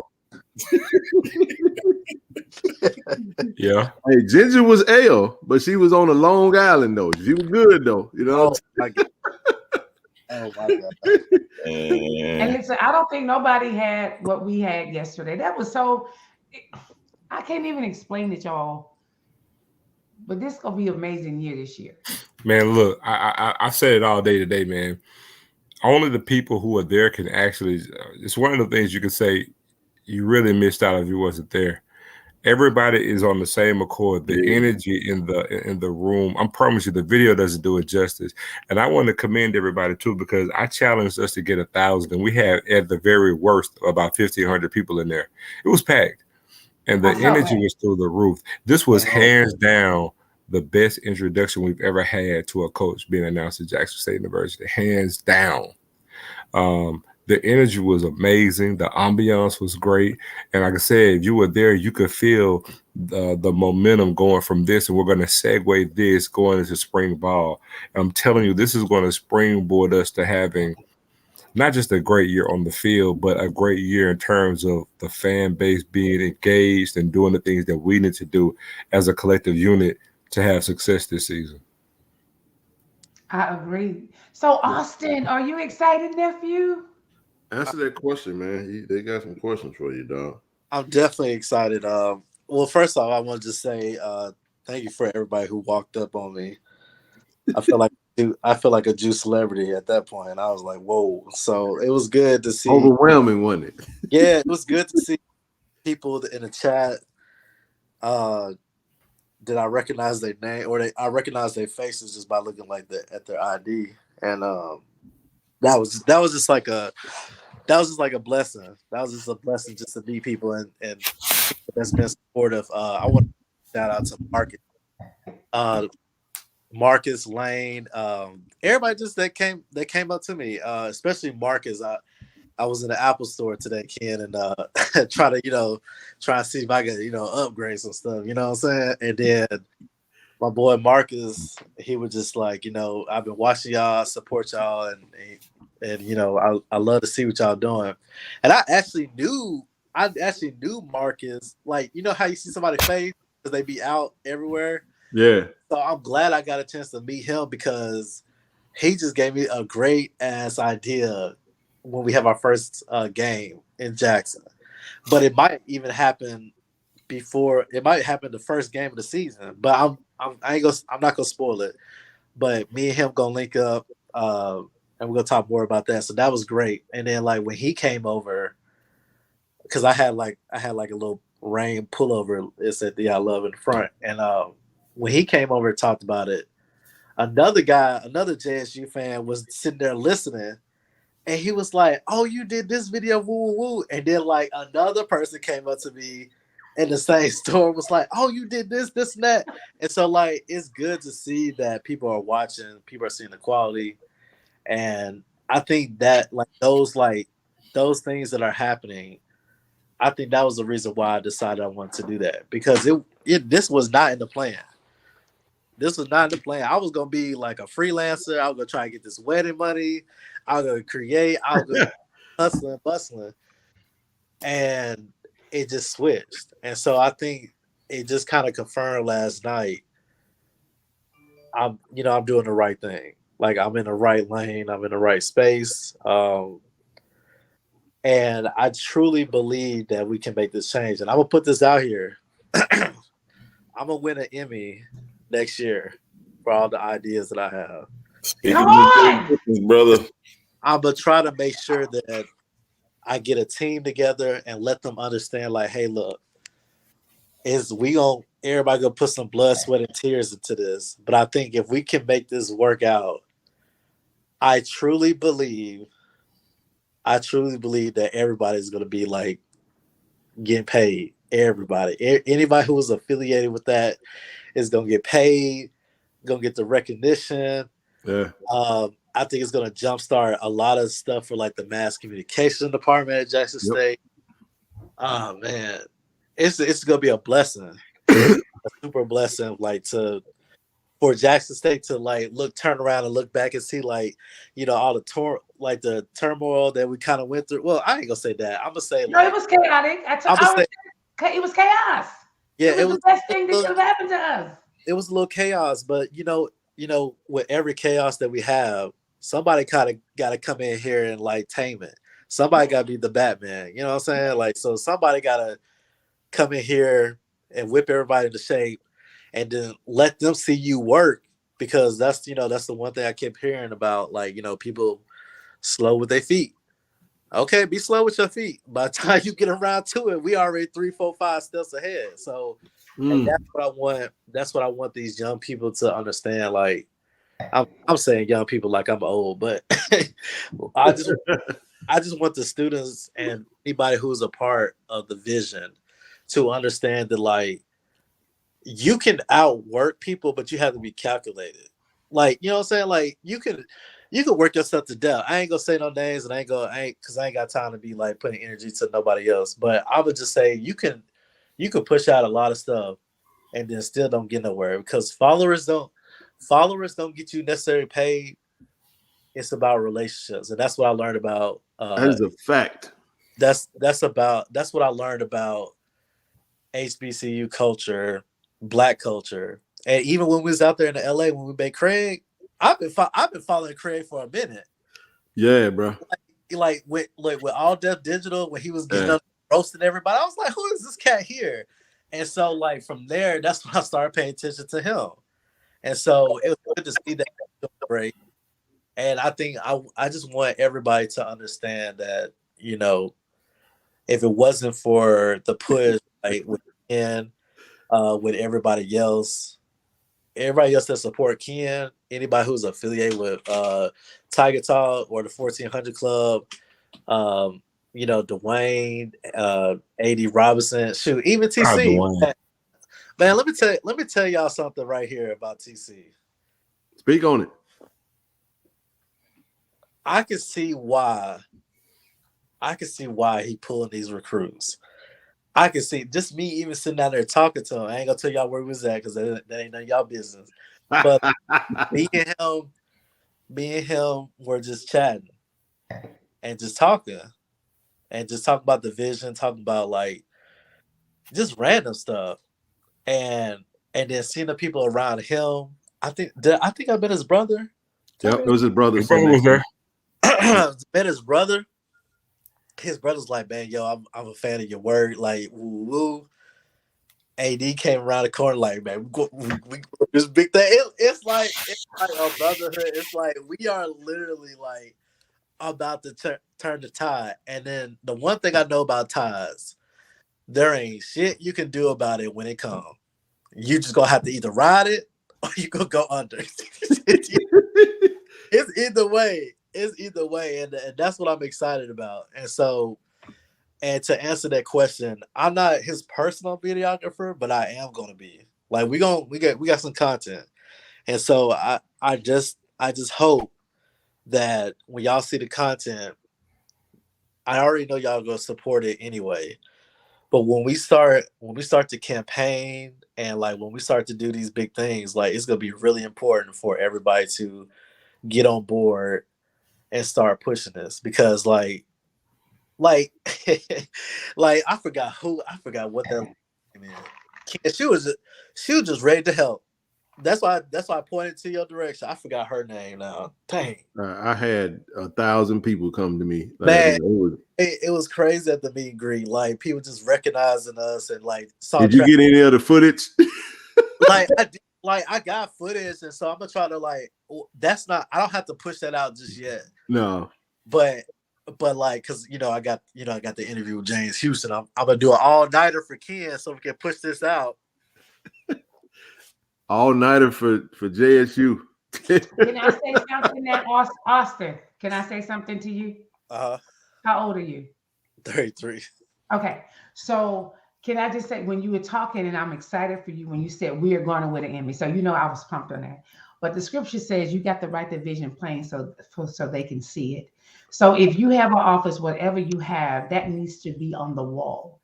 Where whoever's working with you need to touch it, need to feel it, need to see it, need to say it. And the reason I'm saying this is that for a lot of us as Black people, to think that big is scary. Like, because they haven't experienced that before.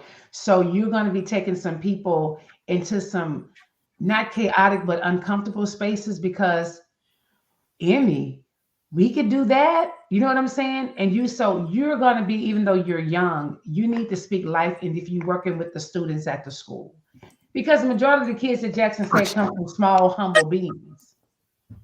I'm sorry. I saw it.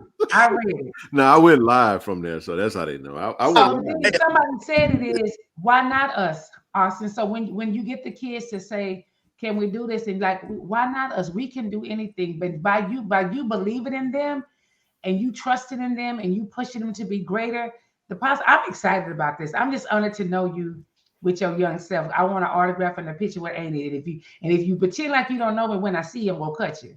You need to get that flight to Atlanta and stop playing. Yeah, we got to have you on the because we're gonna have a whole. By the way, your boy. Hey, we working on something. I gotta say this. I do hate my training with a passion. Blue and White Week. Gotta call today. I ain't gonna say what it is. Just gonna say, just be here for the Blue and White Week. We're gonna have a whole kick. It's about to go down, man. It's about to get stupid. Like I'm not BSing when I say I don't think I've ever been overwhelmed. I think I said to myself, like, I don't. That was unbelievable, man. That was unbelievable. That Blue and White Week is gonna be the precursor to the fall. The Blue and White Week is gonna be the thing to get your mind ready. Man, we go big, man. We go big and go home. I'm telling you, do it big. I might have to get that crew. We got the game plan on a video, like a video. Hey, I'm telling you now, Blue and White Week is gonna be a precursor. It's gonna be the preview. Pull you back behind the curtain to give you an idea what that first weekend, the last weekend, and I was gonna be like. Trying to tell you, I said the trees behind Ken gave it away. Nah, it wasn't no big deal. It was already pretty public info anyway. I mean, I'm trying to figure out how I'm gonna get to where I need to get, because I need to. Yeah, like that, So check this out. I need to buy tickets. What's the best place? I gotta buy them, but where am I buying them at? Like which parts of the state don't matter? What tickets for what? I'm getting my homecoming ticket. I gotta get the ticket for. No, you need to buy season tickets. You need to get season tickets. I can't do that every day. You don't matter. It's a QR code, Cheryl. You can get that ticket away. We'll raffle it off on the show. Hell yeah. So, but where do I? Yeah. It's a QR code. When you get your season ticket, everybody, listen to me. It's one QR code that only you have. So if somebody needs that ticket and you can't make it, just give it to me and I'll make sure somebody uses it. That's how you have to do. Okay. You keep your QR code, I'll have your QR code. In the games that you're not there, I'll know. We'll make sure we got some people to do that. So everybody on the platform need to have season tickets. But go ahead. So, but do I pick where I go? What location I need to do get? General admission. Okay. So I'm gonna say this too, because I'm actually glad Rochelle said that. Going forward, we gotta think and be different. Because even Rochelle, like what she said, it's the norm, because it's almost like we're pre-programmed. So like I want to get a season ticket, but I only want to go to XY game, and we got to get out of that, because the name of the game is different now. If you're going to go to 2 games, it don't even make sense to buy individual ticket, because you're paying almost $40 for one damn ticket anyway. So it's like go ahead and get the book. All you getting the QR code. And guess what? If you can't, the school is getting the money. So if you can't make a game, I can send my QR code to somebody and they can go in my place. Or guess what? If they don't, then hey, it's already paid for. I ain't lost the money because the money went to the school, which was the sole purpose for it anyway. But we got to reprogram ourselves because hey, what the goal? I'm gonna be on y'all ass every time we go live. Every damn time we go live. 20,000 season tickets. I'm on y'all ass. 50, and we want to average 50,000 fans this year. Y'all gonna hear me say this every damn live. 20,000 season tickets. I'm gonna get a bullhorn. I'm gonna be in Fundra like the people out there protesting birth control and stuff and abortions and stuff. I'm gonna be out there saying, that man said 20,000 season tickets. Come on, y'all ass. God damn. We got you, Zoe. I promise I will get my season tickets tomorrow. It don't. I'm gonna be honest. I'm gonna be honest because it makes. If you really want to be honest, it makes no damn sense. We in a city full of nothing but Jews, nothing but Jacktown folks who got ties to Jackson State, but we want to sit here and walk up at the last damn minute to get a ticket, and we want to complain about how stuff is. We're like, bro, get your damn ticket now. Me and Ken got emails yesterday. We got emails yesterday. It's freaking February.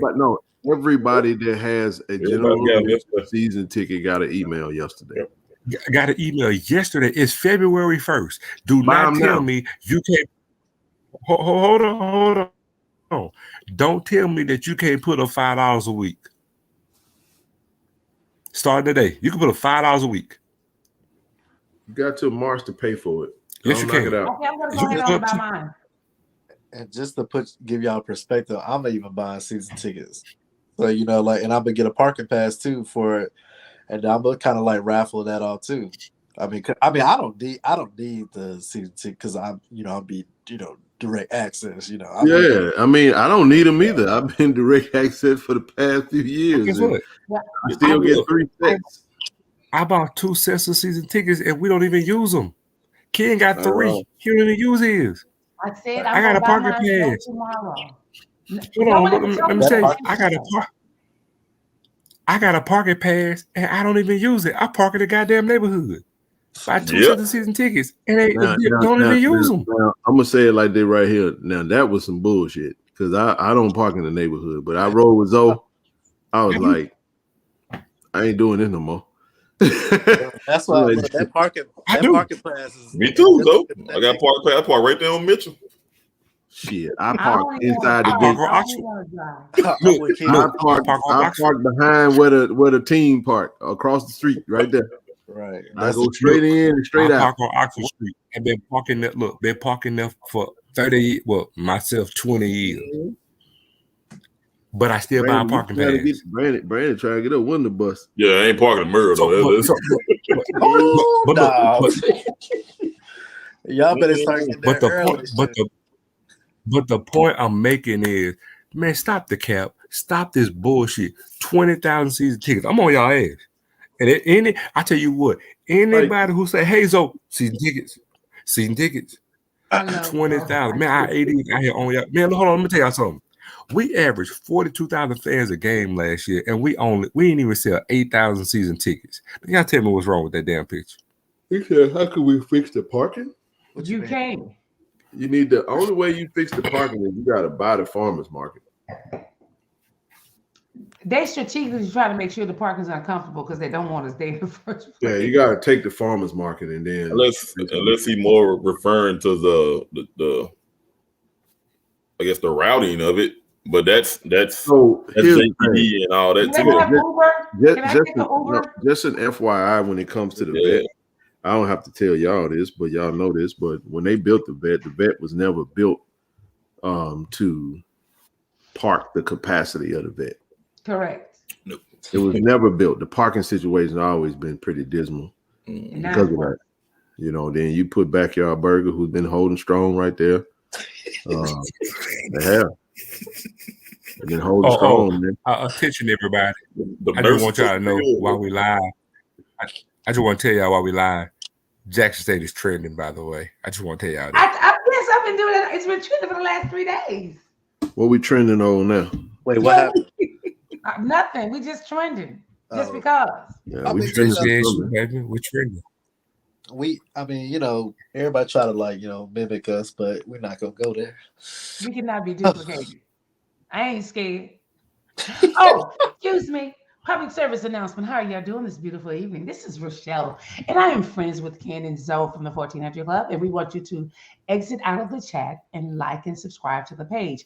And you can also be a member. If you're not a member, you have different categories. If you are platinum, you will have a conversation with Ken because we got some special things out for you. But we want you to like and subscribe to the page. Y'all know y'all been rolling with us for a minute. And we thank you and we hope you like the vibe. So go ahead on, subscribe. Because that's what we do. We love this too. Back to you, King. Man, I'm trying to see why we were trending. Hell, I'm over here. Man, you know why we trend. Exactly. We just stay away from it. Listen. Now I'm seeing good stuff, man. Oh, look at Coach O, man. Oh no, that was the dude NFL Malik from draft HBCU. But it is funny that Jackson State is trending. I don't care nobody. I think that is so freaking cool. So listen, y'all. I'm gonna let y'all listen to this real quick. Y'all don't mind? Hold on, let me turn this up. Hey, listen, I want to thank the Shrine Bowl. I want to thank Eric Yacko, the Director of Football Operations for the Shrine Bowl. Hey, beautiful event. You did your thing this week. I appreciate you inviting a poor little man like me out of Jackson, Mississippi, Jackson State University. I know Coach Tony Hall feels the same way coming out of Grambling. Hey, it's a beautiful thing, man. And look, I appreciate the Patriots because, hey, look, I got the tight ends. They made me work this week. So I appreciate that Patriots. I appreciate Coach Belichick, all that good stuff, man. Y'all be blessed. Hey, let's go win this thing. Hey, listen. There it is, Coach O, man. I love it. I should have told Coach O because if y'all don't know, I'm a Patriots fan. We forget the Bears, forget everybody else. It's all about the Patriots. Time out, dog. Hey, time out, dog. Don't come for us. We didn't sit for you. Hold on, bro. You finna go. Hold on. You do realize we tapped our ass for a ring now. You know what I'm saying? You do know this. Don't care when it was. We tapped your ass for a ring. You ain't never beat us for that. Hey, relax. 1985, but we beat that ass for 86. We beat that ass. Hey, man. I mean, look, we ain't saying nothing about the Patriots. Look, we ain't saying nothing about the Patriots. Look, 2,400 Rich over here chilling. Look, I'm just saying, that was the last time y'all was tapping anything. So let's be real. That Provine. Murr. Stand by. Hey, hold on. Hey, both of them 2,400. Hey, man, I don't care nothing about no Bears, man. What y'all? Hey, both of them 2,400. Yeah, you right. You damn sure need to talk. Both of y'all ass. Like, what the damn Bears? sure need to talk. The Bears are terrible. Y'all ain't want to send John Madden coach. I ain't trying to hear that. Oh, wait, no, we won with Rich Gannon. Marcus, they ain't. Oh, man. They ain't did that since the Tuck rule. I ain't win nothing. Hey, look. Last time Raiders won, I was my daddy nutsack, dog. Last time the Raiders won a damn Super Bowl, bro. I was dust. I wasn't even here. I'm just saying, I wasn't even here. Wasn't even here. I hope we get Gray. We get Gray, that big 6'9". Hey man, we'll see. We'll see. We still add, like Coach O said about O linemen, we still add O linemen in the late time when they're in the move. The kid from Arkansas, did he commit somewhere? I can't remember his name. Dude, Taylor Lewis? Yeah, the DT. I can't answer that. I'm not sure. Where he commit to? Oh, he didn't. Okay. No, I didn't know if he did or not. I didn't see nothing. Wait a minute, man. Blue. Man, how you got us ranked 6th on the recruiting ranking? Oh, the hate is real. I mean, I'm still trying to figure out how he won 25. Nah, it's not hate. I ain't nothing Blue. I think not Blue, but I'm saying like he got Campbell at 1, Princeton, Idaho, Portland State, North Dakota State, and Jack State. Whew. Man, I really want to see us kind of run the tables in that FCS tournament, but I understand why we're not. But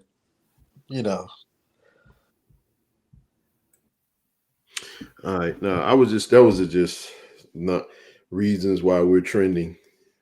It's probably because of Jeff. He was over there making the block eyes. What Jeff do, man? Are you talking about? Oh yeah, that. Yeah. So the day has been still a good day. Today gonna be a good day. Hey, a great day. I'm just like, listen. If you don't know about Jackson State, you're gonna know about Jackson State. And I'm gonna get my season tickets tomorrow. And then I know I can only come to one. What want to come to the beginning game? I'm coming to Atlanta. Jeez. You only coming to Atlanta? I'm coming to Atlanta. I'm coming to the homecoming. Rochelle, you can literally get a direct flight from LA to Atlanta. I don't live in LA. I live in LA. But no, but I can get from Sacramento to LA. I can get. I'm I gonna feel- go ahead. feel I'm up gonna there in, trust you. I'm gonna get you're it. up there in the I'm gonna get capital it from the city. Celebration Bowl too.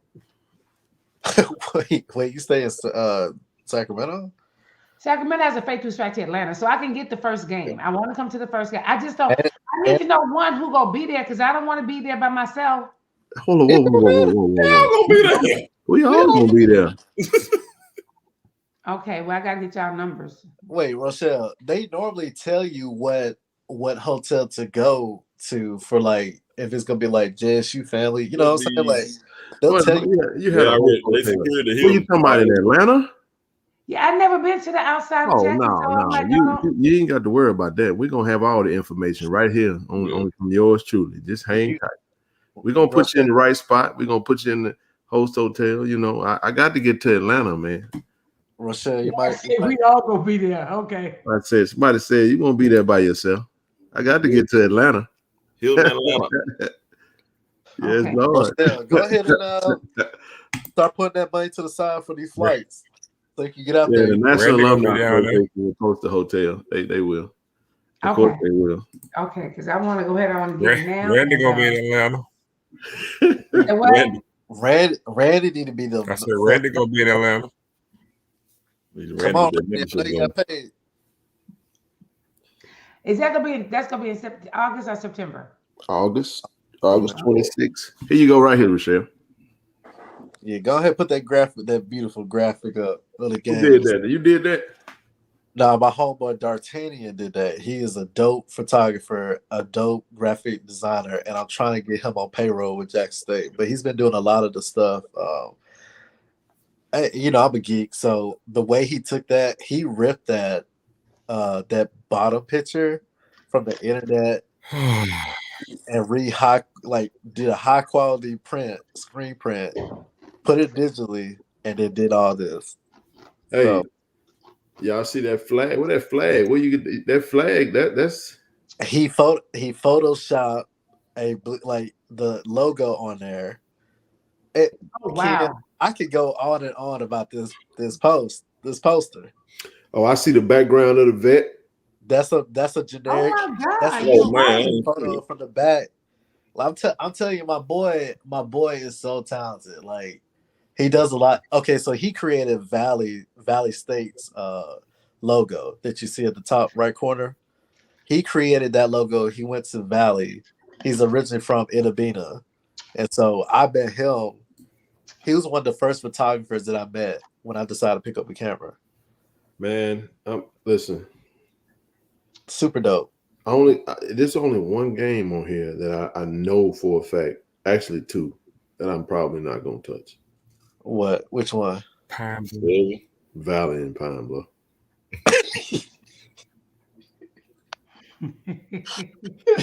actually, Pine Bluff I might do. I actually might do Pine Bluff because I can fly to Little Rock and drive down. But Valley, maybe I may come home and ride the bus. It's all a maybe, man. It's a Mobile. You I ain't going no damn Mobile. That bus ride to Valley is gonna be good though. Oh wait, I thought they was gonna change that. Change what? That Alabama A&M game. I thought they said they were gonna change that, but never They mind. did. They did. Family, you ever They come did. to our school? Or that's their classes. So where they we gonna next do year? that? So what they did was that game was supposed to be in Normal. And then we would be going back to Mobile in 2024. This is our last year. It was a 3-year deal. In 2020, it was a 2-year deal. Okay. It was a 2-year. They just didn't do a better. We could have. Yes. Man, take that game to South Alabama. Yeah. That stadium ain't gonna. I guess they didn't want the schedules clashing or whatever, so maybe that's why. No, we did. It's going to reset it. We're doing a reset. It's going to set us up going forward next season for how we're going to do things. So I think going forward, we're going to have at bare minimum 5 games, possibly 6, going from here on out after next season. Yeah, we need to bring that money back to Jackson. Because everybody making money on us. You ain't never lying. Don't get me started on that. But I'm still excited. I'm excited what you gonna do. And I need to talk to you offline anyway. But it's nothing but the top. It's just y'all excited. I'm excited because I have never been to any off games, so that's why I'm really excited. That, I just be watching y'all from afar. But I'm gonna go ahead on and. You gotta get in. You gotta get in the zone. Like all but now of them. I feel comfortable because I was like, okay, but it'll be just me flying by myself, and I don't want to just. Rochelle, do yourself a favor. And what you can do is you can fly down to LA and I'll fly with you. I can know, but now I got people around me. It was just that, but for me, I was like, I didn't really know anybody that could say, okay, but I got a whole family of women, and I see my Sarah in here. So now I was like, oh no, I know I can't be hanging with y'all because y'all guys and y'all gonna have y'all stuff. So I don't want to just be hanging alone. Yeah, I ain't gonna lie to you. I'll be moving around. You'll be lit. And Zoe, I can't wait. Zoe, how tall are you? Zoe. 6'4". Come on, 6'4". Zoe, Ken, how tall are you? 6'3". How tall are you, Mr. What's that? Nook? How tall are you? I'm about a good 6 feet even. The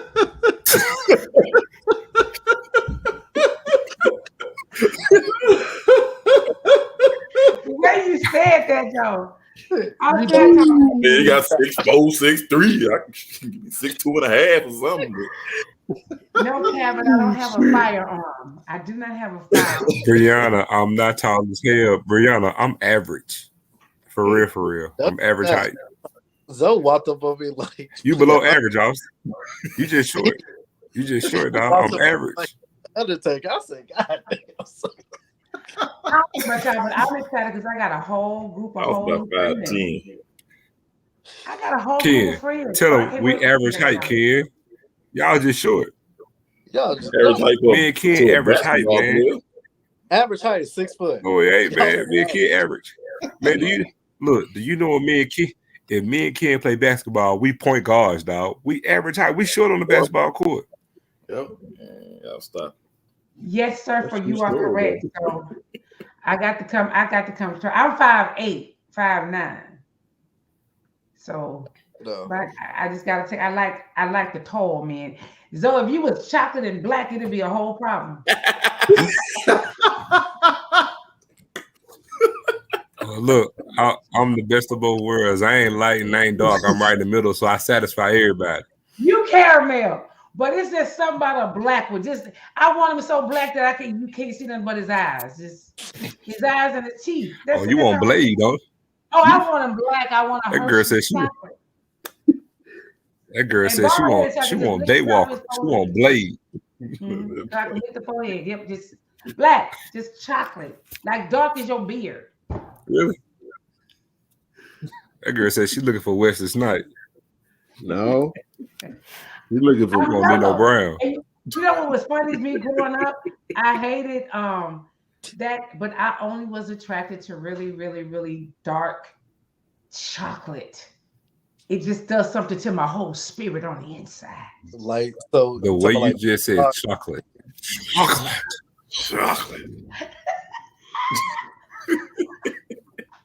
Come on, Randy Watson. Listen, when you're over 55, you just say whatever's on your mind. You just say it. That's that wine talk. Now I'm 44 and do it just well.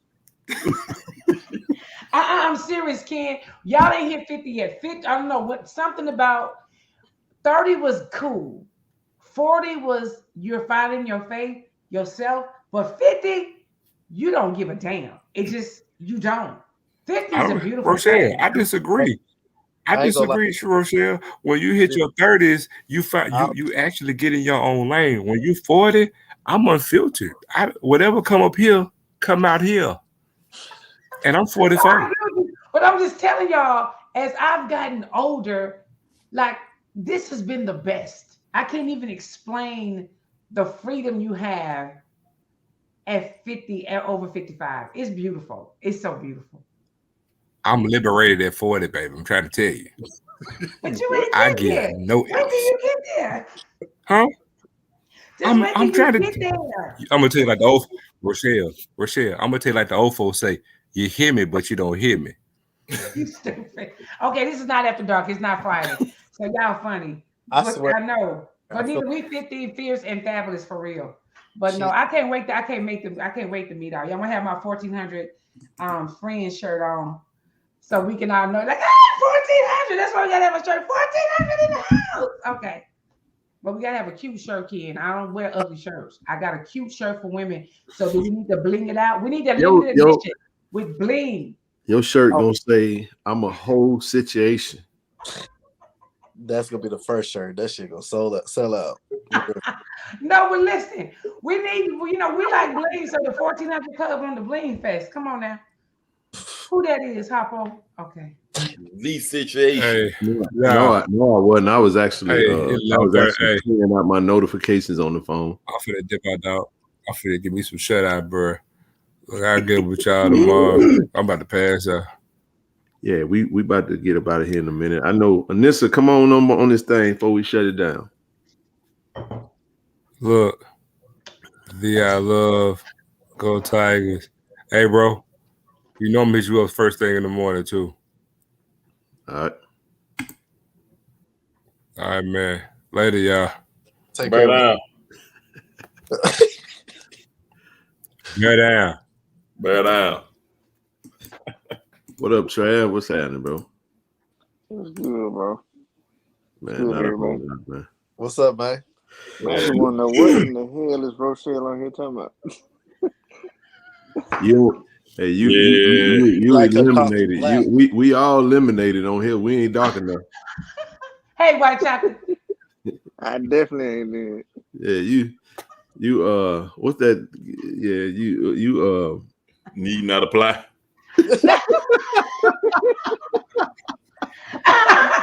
I wasn't even thinking that. I was thinking about the candy bar, man. What's the candy bar, man? The white chocolate candy bar, man. Which one is it? Huh? White chocolate, whatever it want to be. No, it's the one that break into squares, man. You know the little Hershey thing. Yeah, the Hershey joint, man. The white Hershey. Cookies and cream, I think. Yeah, cookies and cream Hershey. There it is. There you go.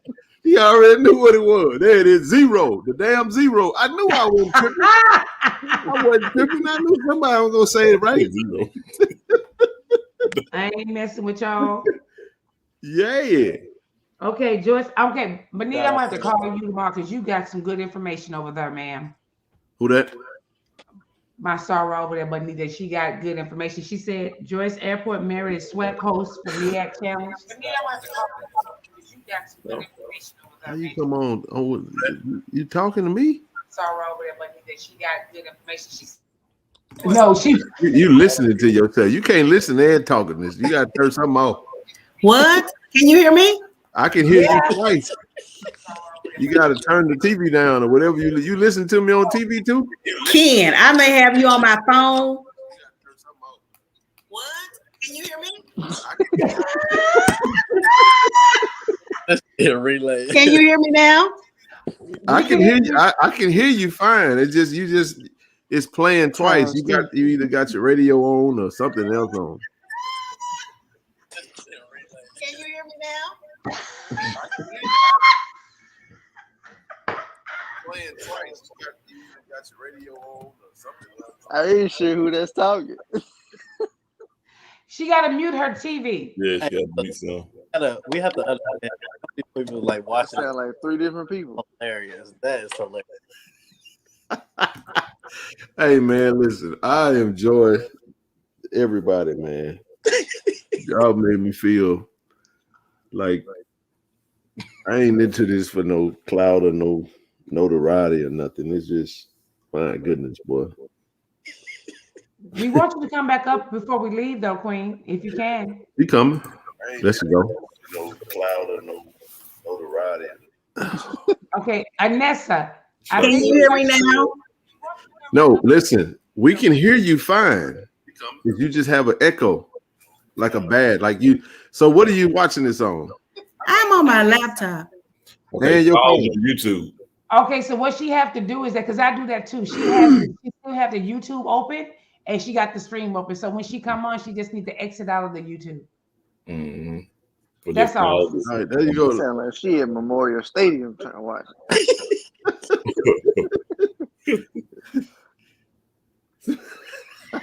I cannot with y'all. We hear you a lot. Y'all fired. Y'all fired. Thursday ain't Friday. I said her phone tapped. But can That's I my just girl, say, man. Hey, that's Coach O cousin, man. That's my girl right there, man. so listen, in case y'all haven't, this has been a very interesting and refreshing day. To me, it's been very. We're gonna try this one more time. Let's get it on. Hello? Can you hear me now? Perfect. I can hear you. Hey, so do this. You watching, so you talking on the phone and on your laptop, right? So do this. You watching, so you talking on the phone and on your laptop. So clear out of your laptop and just do the phone. Or just mute the phone. Or mute the laptop. Clear out of your laptop.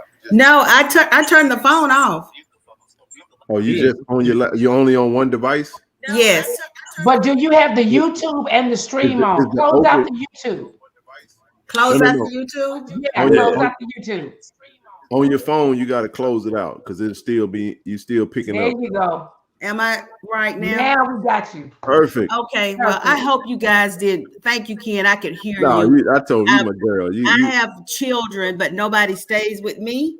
So he knows that I'm challenged when it comes to technology. So I know Travis could help me on that.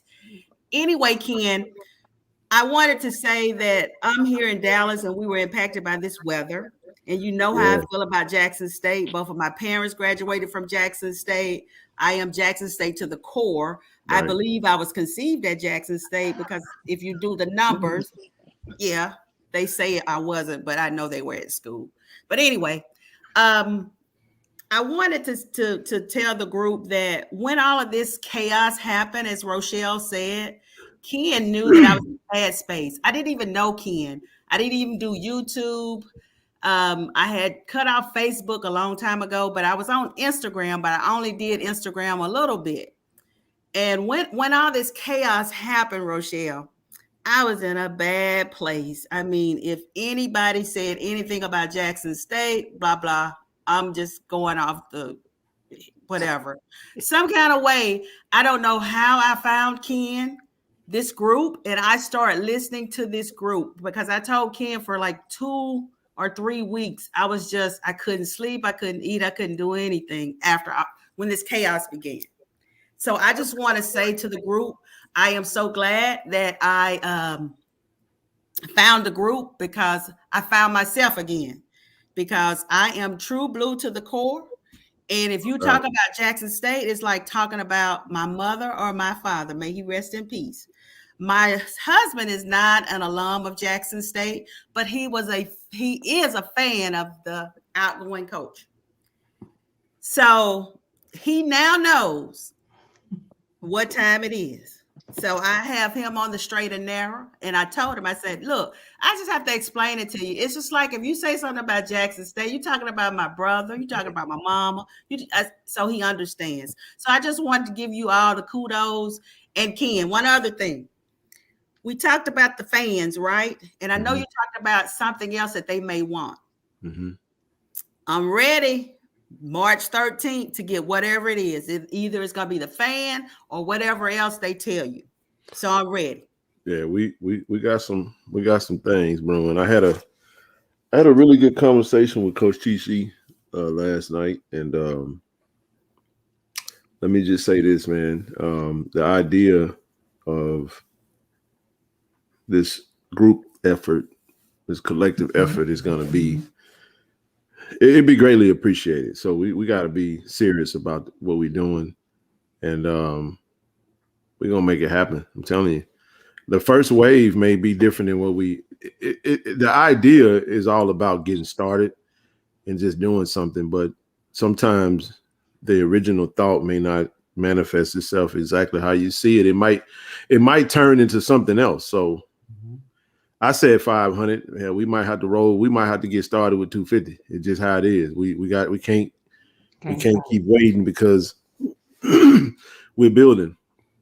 And I know you shared that with me. Thank you, first and foremost. Thank you. I appreciate it. And that I'm the same way. I felt like sometimes, man, it feels like sometimes loving Jackson State feels like being in an abusive relationship sometimes. You know what I'm saying? Like, for real, man. Like, we've been through a lot over this past decade. Come on, man. It started 10 years ago with Comedy getting fired in December. I still remember where I was at, and everything turned into a turd. And no, I'm not sleeping. I'm not sleeping like that. I'm good. Boy, we had a tumultuous up and down, decade. So in comes, Coach Prime, man, and the excitement was amazing. And then I think that excitement was so fulfilling that we didn't want it to end. And then when it ended, a lot quicker, we had to get our shit together pretty fast. You know what I'm saying? And things kind of ended in a way that we didn't want it to end, but we had to accept it pretty quickly. So it was like, damn. So we all had to deal with it. And now it was like, but now I'm seeing this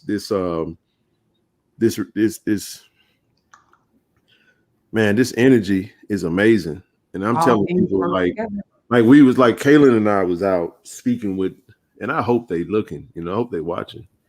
We was out at the location trying to talk about some NIL opportunities. And I'm like, it's very, very hard to explain this wave and this wave of energy to certain people because they don't get it. They have to just be a part of it and see it. And I keep telling them, I'm like, my nephew's gonna be my first like paid logo sponsor that I think I'll be able to secure. And you'll see his logo on this channel because he's a graduate of Jackson State University, class of 2013. Successful entrepreneur, got a great clothing line that they building straight out of Austin, Texas. And we're gonna sit down and look at the numbers and then, y'all see what I'm talking about. What I'm saying is that the people and then the energy is so real, so organic. And I'm saying right now is our time. We get anything we want. Somebody sent me a video this morning of the track. Somebody, young lady took a picture of the track, and then Coach, AD Robinson was like, "Look, we're gonna redo that in May." So I know somebody was talking in the chats talking about solutions. I think that was Calvin, which I understand that we all about solutions. But listen, we have to keep in mind that we got a lot of things that we need to do. We need a weight room. We need a new track. We need a lot. It ain't gonna happen tomorrow. Correct. It takes time, man. And we got to get, we have to be content with making progress every day. Can I say something, Ken? Go ahead. I just thought about something. Do y'all realize yesterday they raised almost $250,000? Over.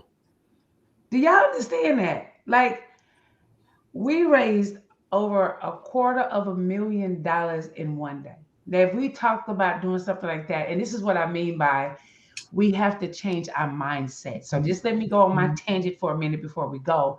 Is that's why the Bible says you have to renew your mind daily. Because if we had said that in before, do we need $250,000? Where we go get it from? We can't do nothing like that. It's the donations that when they come together, it manifests. And one thing about I don't know anything else, we have to go back to the village. We are not an individualistic type of people. We've always been village based. So can you imagine that each game they have an app or Giveify, whatever, and everybody give $20.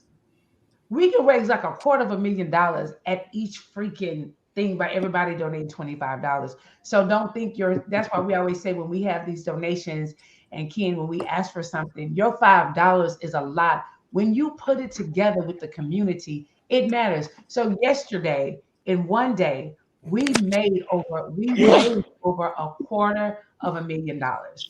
And we can do more now because we realize we're stronger together. That's why the Bible says a house divided cannot stand. It takes unity because it ain't about you. It's about us. And when you put us together, okay, let me stop. It's nothing we can do. I'm done speaking. Hey, Ken, can I piggyback off of that? Go What ahead. Rochelle said, there are strength in numbers. And if you have $1, your $1 is not less than someone else's $5. So it's strength in numbers, and I understand that. And optics matter in this. I always Ken probably says, "Oh, she's calling," because I called you one day, Ken, and I was like, no, I the don't. freezer is empty. You know, the freezer at the school for the team, and so people see that on videos. And I was like, if this thing is empty, I can, fill it up so it'll be filled the next time somebody does a video. And he was like, oh, it was probably just, his first day of them being back. Right. So any amount counts.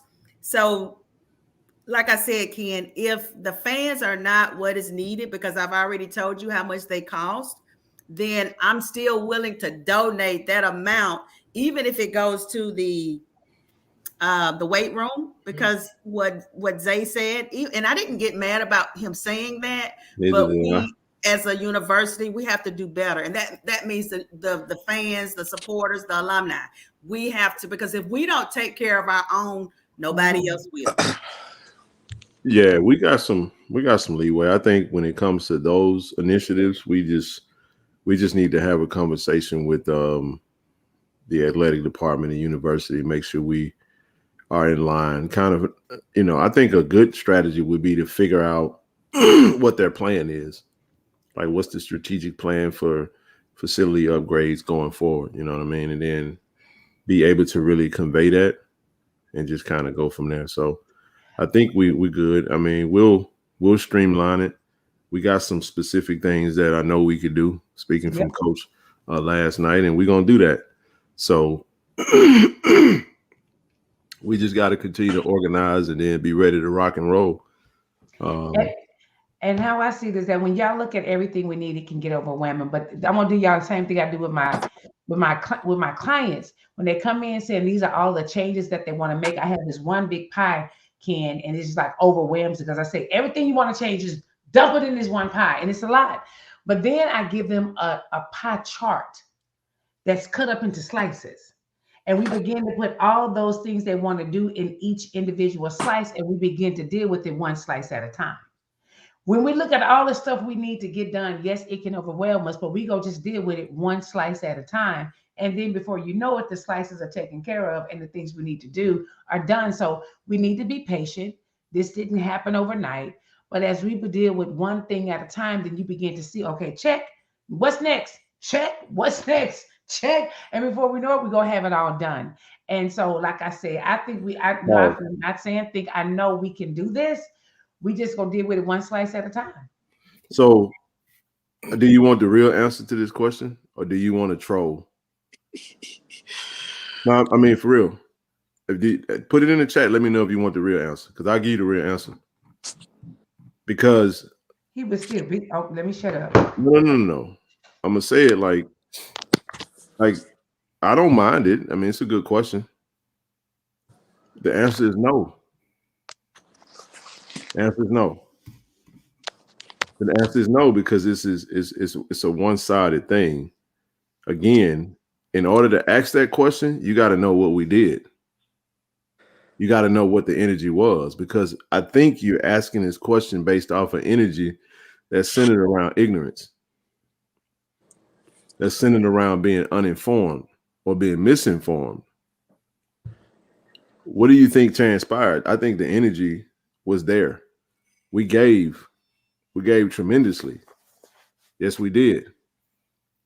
Show me the information where it was said that we weren't giving and we weren't supportive of Coach Prime. Because from what I've seen over the last 2 years, is of folks that got behind him and got excited and gave gave it last. I mean, everything increased. You know what I'm saying? But I think a conversation that we can have is that when you have no vision of or plan in place, you tend to kind of lean, and we did that. But you're not gonna come in here on every stream and try to act like you're gonna fault people who, if you don't know a way, you just don't know a way. You kind of get numb to the things that you're up against. And then you want to believe that some of that stuff could be real. And then when somebody come in and start making it happen, you start believing again. So what you see transpiring right now is I'll have you, what we're doing over here, because I'm going to keep it in this and I'm going to leave it alone because I'm not frustrated. I'm not going to get, I'm putting this out there for somebody that really might want to know the answer to the question. Just FYI, at the Prime birthday, Coach Prime had birthday bashes. He had birthday parties. Each time he had those, folks was in there deep. Folks was in there donating. Folks was in there supporting. I was into both of them, okay? The second thing was I sat down with him on one particular day and told him what me and the group wanted to do. And we sent water. We sent Gatorade. I know of those that were helping in more ways than we really can go on the airways and discuss. So, yeah. So the answer to the question is no, he wouldn't, because him being in Jackson was not about. He didn't leave because of this stuff, this energy that you think he wasn't getting. That ain't why he left. Can I say something? You got it. I'm done. We about to close it out anyway. Go ahead. Mr. CJ, because we don't know, we can't see your face, so we don't know who you are. It was never about Jackson State, beloved. It was always. We actually raised $500K in a day. Correction, boo. We actually raised $500K in a day. Again, you come in with your energy bag coming in because you want some. Again, I'm telling you, I'm not finna go there. You can't bait me. I can give you facts. I mean, the man side he didn't even want to meet with people. I'm gonna say it again. It's a lot more that you don't want to know. We just not gonna go down that road no more. That road doesn't sell. Why are you even? Why does it? What if we said, "Oh, okay, all right, I'll give you one better. You right, bro. You right. Now what? Now what? Yeah. I'm gonna just say it like this right here. We be over here minding our business, and folks like yourself and others always coming over here asking us about us. We ain't talking about that man. That man talking about us right now. we are perfectly fine with Coach TC Taylor taking over as head coach. And I guarantee you, if you ask the majority of the Jackson State faithful if they could have Coach Prime back, it would be a resounding hell no. No. Hell to the no. No. I'm just gonna say, so we just gonna leave it at that. We're gonna keep it professional though, man. We ain't got nothing bad to say about the man. We just wanted to be left alone. We done moved on. We in a good relationship with somebody that love us and appreciate us. And you're gonna say, oh, he didn't. You say what you want to say. I'm gonna say it like this right here. They're gonna be the last comment I'm gonna put up, but I would say just go ahead and fill in the blank with whatever you feel like you need to fill in the blank with. Whatever makes you feel better, just roll with that. He left. Him gone. Bye. It's people like CJ that kind of like got us rallied behind TC because every good thing that comes to play, you always gonna have somebody trying to tear it down, and so people know the power behind TC. The same coach that's going after the Mississippi kids. Yes. Previous coaches they just overlooked. They went to other states, and you had talent right there at home base. You have a coach that is paying attention to details. That knows the X's and O's. You see what I'm saying? Like has truly done the work to get to this point. And I think the fact that we're rallying behind him and he's doing a good job at recruiting, people are trying to diminish his ability to do or to be a head coach. And I think that that's important for people like CJ to come on the stream and make these comments because it generates people like me, and it's going to generate more people like me. And I'm gonna duplicate that. It's like, have you remember seen The Matrix? Hey, I hit my leg. That's why I looked that way, Don. They were asking me what wrong with me. I was trying to cross my legs and it hit it real hard on my shin, but I'm good. Go ahead. I didn't mean to interrupt, Austin. Keep going. No, you good. But remember in The Matrix when Neo was fighting what's that agent? Oh, you're talking about Agent Mr. Anderson. Mr. Anderson was Neo. Who was it Agent Smith? What was it?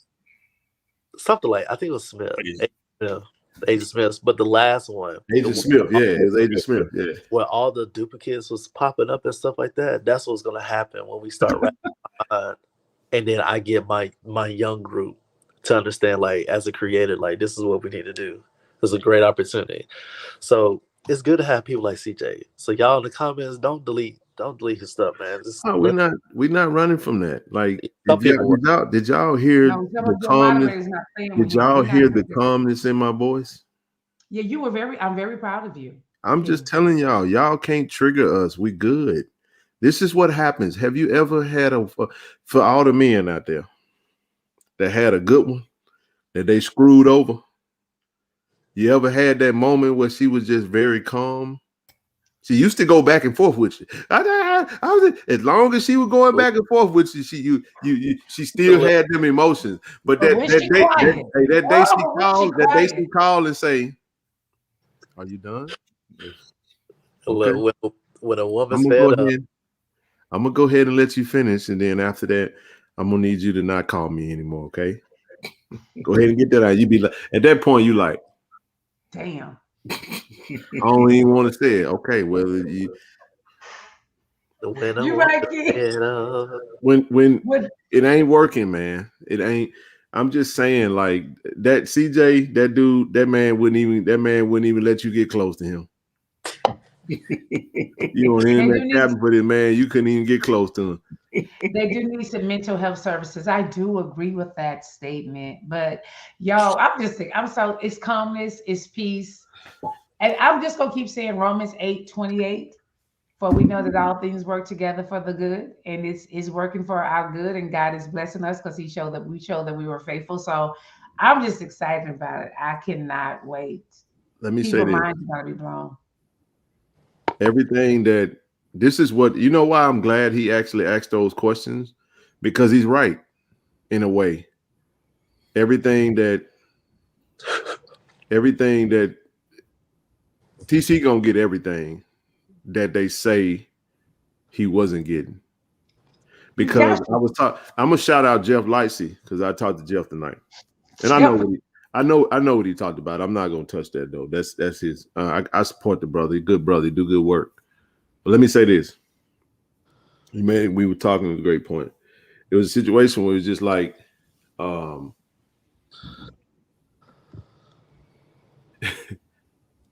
me see how I can word this where I don't. Might not be meant for me to say it. I'm gonna shut up. Okay. Because my thoughts just went away. Ooh. Girl, she get yoked up over there. But no. Oh, yeah, this is what it was. I was talking about TC, and it was saying how. So what has happened is this is the byproduct of the way things ended. Yeah. It actually ignited a fire in our fan base. You say, oh, that's how you feel? That's what you think about us? And I'm not necessarily talking about him. I'm talking about the whole fallout, the people that comes out of nowhere. And they say, okay, so that's what y'all think about us? Okay, here's what we're going to do. We're going to over-support. We're going to have more checks and balances in place.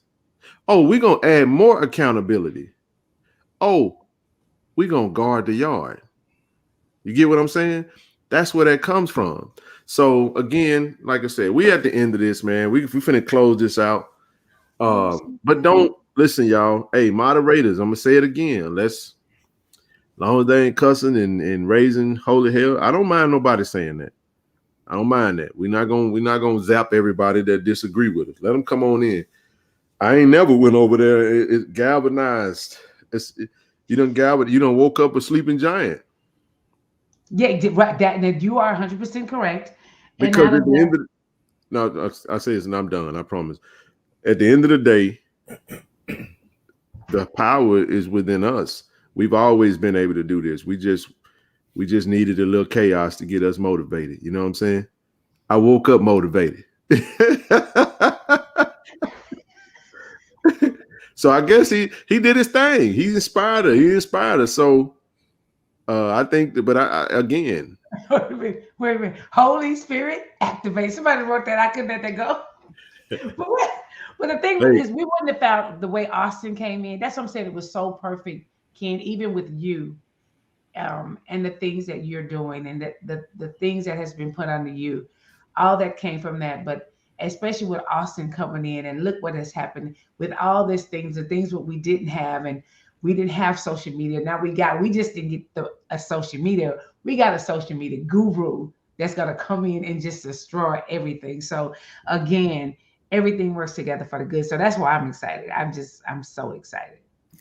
And Ken, one last thing. Yes, ma'am. Sometimes what you think your greatest defeat, the thing that knocks you off your feet. And I'm almost 53 years old. And when I lost my job, when I was still living in Jackson in 2014, I thought that was the end of the world because I had been at this company for years and years, 15 years.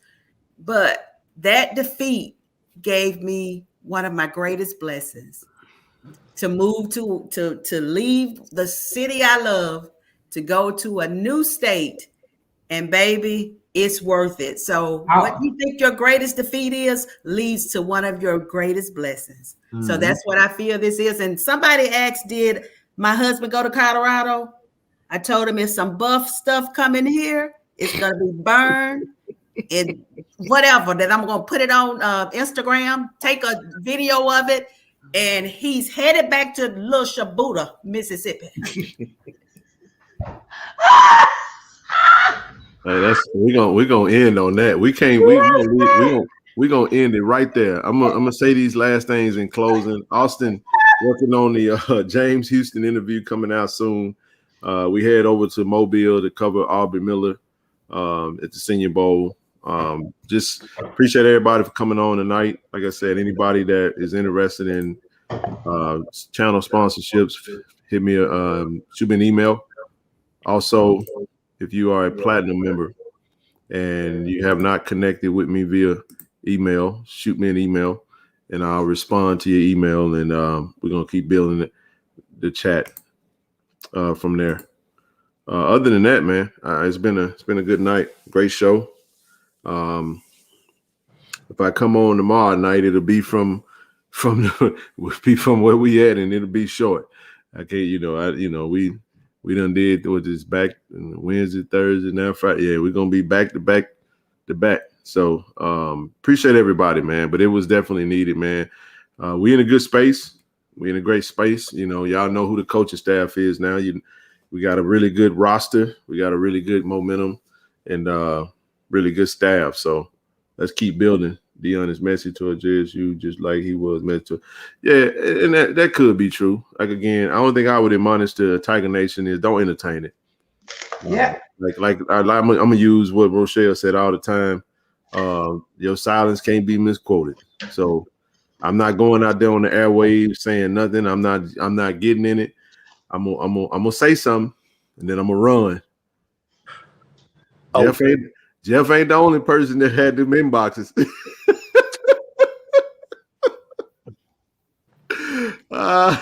If you're trying to figure out what I'm talking about, he jumped in mine too. I just ain't gonna say nothing.